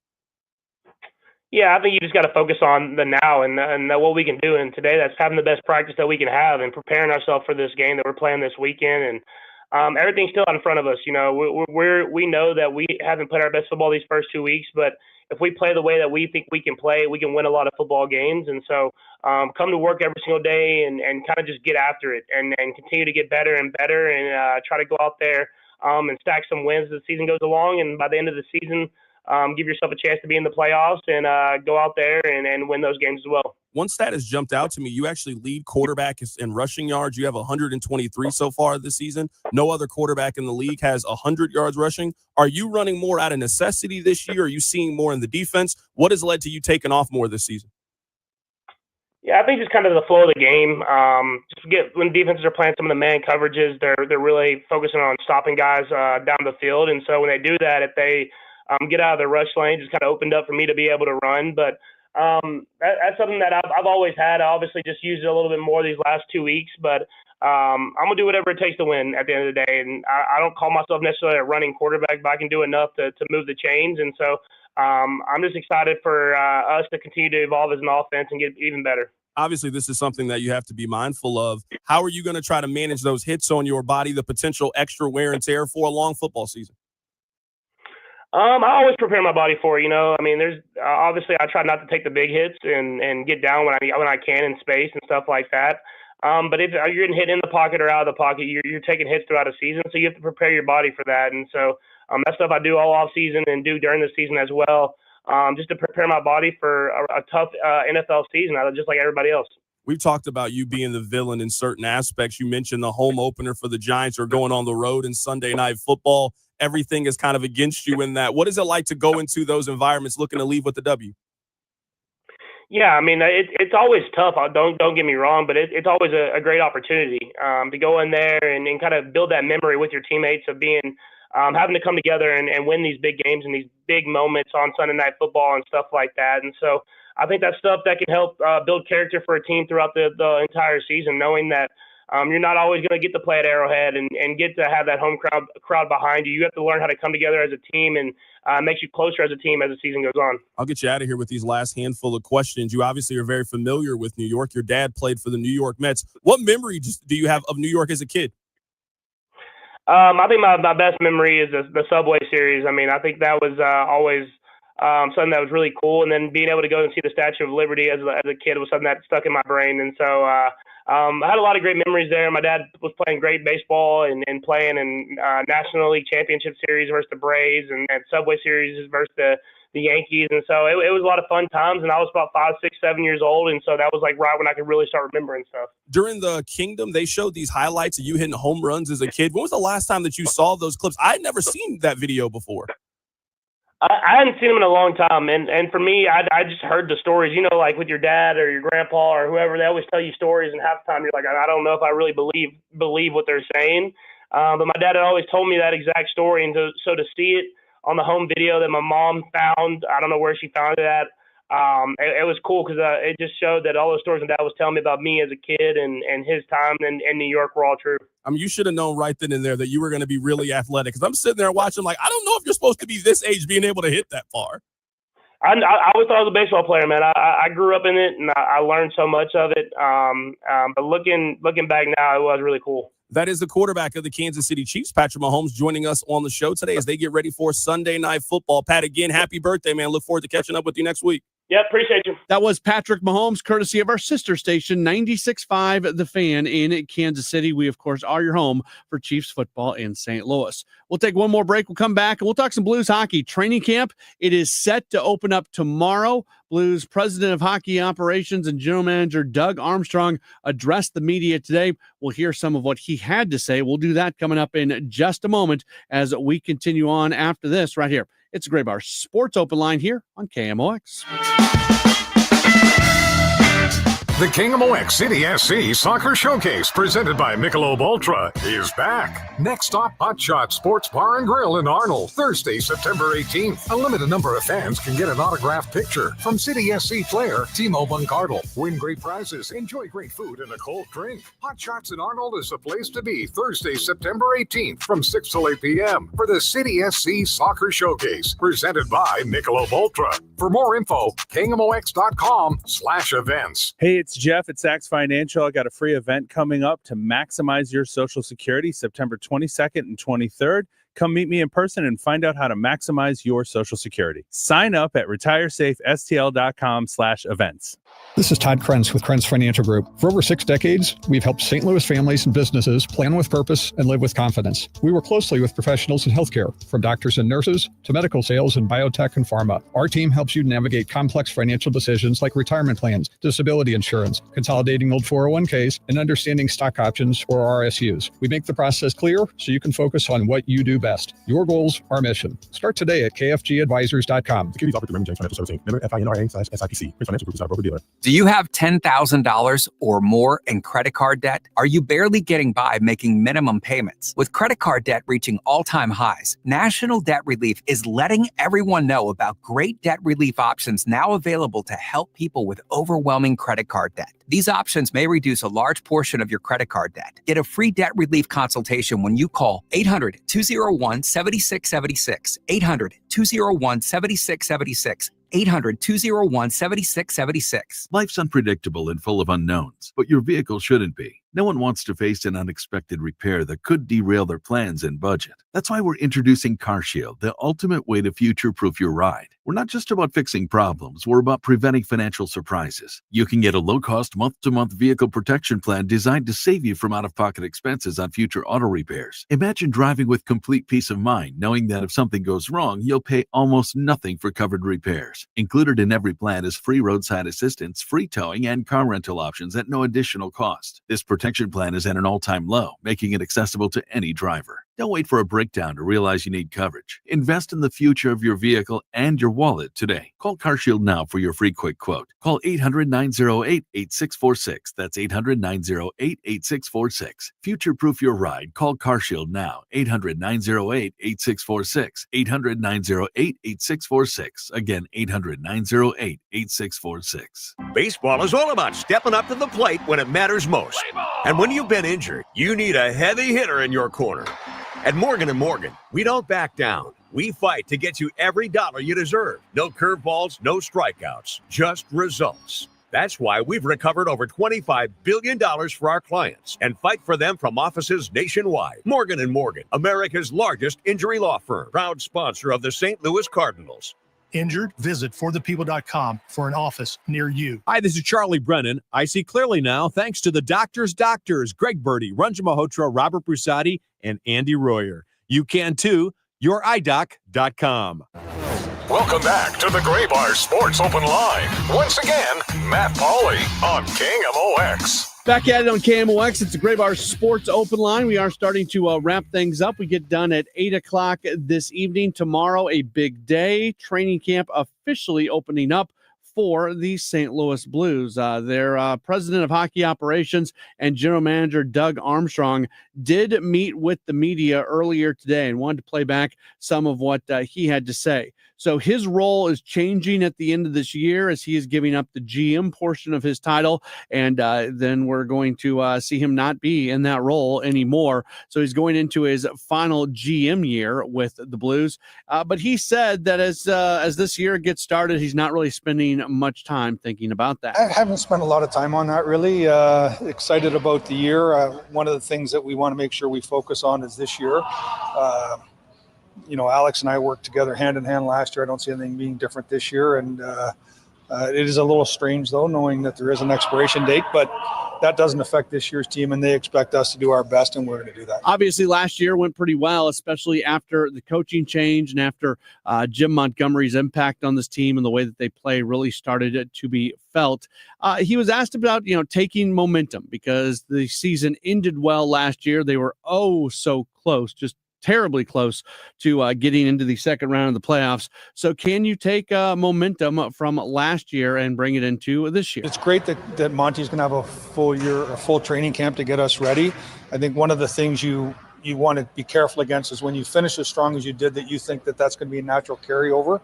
One of the things you understand over time is that, like, Mayu doesn't care how we played, Suter doesn't care how we played, Buke doesn't care how well we played at the end. So we have to build our own team again.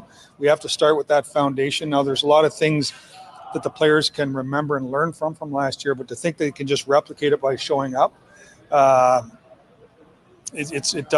doesn't work that way. The NHL doesn't work that way. And just the understanding of, when I look at the Central Division, how strong that is right now, we have to be ready to go, the start of the season. And it's going to be a battle every night. And one of the things that, when you're coming from behind, you can sneak up on teams. This year, hopefully that we prove to some teams that we're a capable opponent, and we'll get their best game and they'll get ours, and we'll see how we fit. With as well as the team played last year after the coaching change and getting some playoff experience and all that, and then adding to the roster a little bit here during the offseason, Armstrong really likes the potential of this club. They showed when they played determined, selfless hockey, as Monty would say, that they're competitive. I think we have a good mix right now of veteran players like Shen and Parenko and Falk and Bukestad and older players that are at that point now. And then we have just a couple of guys in that mid-age. It's Thomas and Kyrou, and then a lot of younger guys that are 24, 25. So there's balance. There should be competition for ice time. There should be competition, to make the team. And then after you make the team, where you fit on what special teams, where you fit in the lineup. So I think they relished that competition last year. I think they understand that collectively we're better than we are as any individuals, and they can learn from that and hopefully present some of that this year. But again, it has to start basically from scratch. I think generally most people think that this Blues team has a chance of being really good this year. I don't know if we're talking about Stanley Cup good, but being more than just sneaking into the playoffs, a team that can certainly make a bit of a playoff run.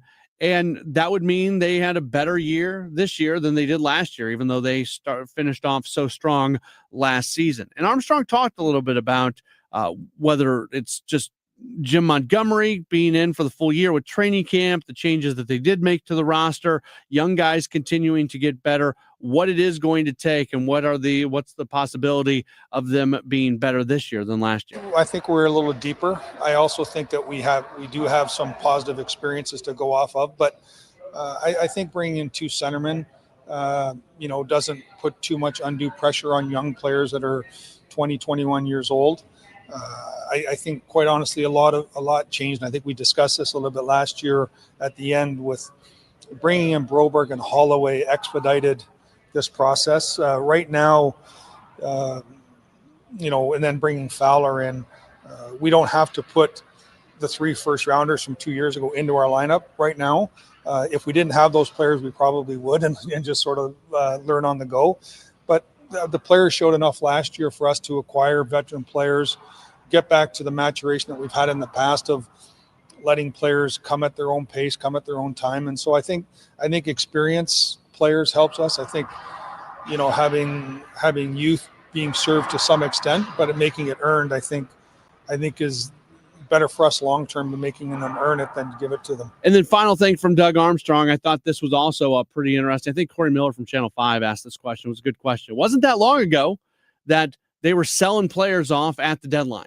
And it felt like they were going kind of into I don't want to say long haul rebuild, but it didn't seem like it was going to be a super quick process. And I guess it hasn't been super quick, but it's moved along a little bit faster than a lot of people thought it would move along.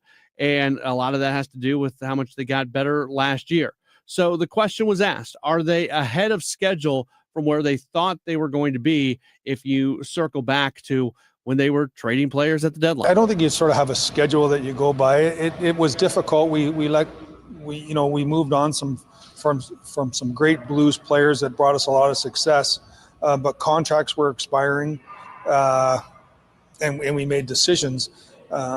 We've tried to stay competitive as we're doing this, and some teams go a different approach where they'll go working for a first overall pick maybe for a few years and hoping that player turns out to be a superstar and they can build around that. That wasn't the way we wanted to go, partly because I just thought with Thomas and Kyrou and Binnington, there was enough players. I don't think we could ever really get to the bottom comfortably. And so we went a different direction. And again, I credit our pro staff and our amateur staff of finding players that we can be in here. I think when we talked last year, I thought we might surprise some teams. We might be a little bit better. My expectations would be a little bit greater this year. That I like where we finished. I like where we're headed. With the caveat, though, that the Central Division is better than it was last year at this time, and the league is probably better just because of the increase in cap space. There wasn't teams that were fighting at the top that had to disperse their players because of cap issues.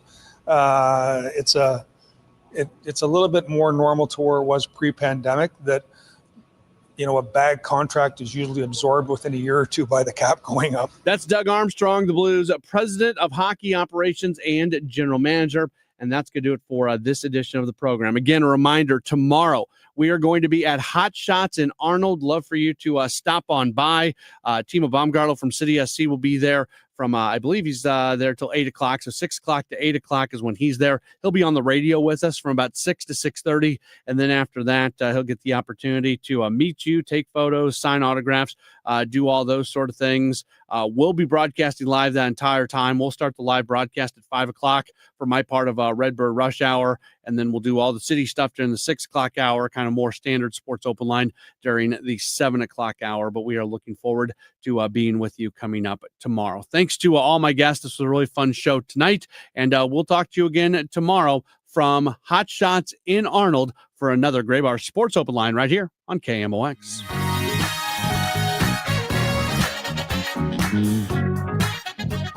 Hey, this is Charlie Brennan. Have you noticed loose bricks or missing mortar around your house, on the walls, the patios, the walkways, the porch, or the chimneys? If so, you need to call Morelli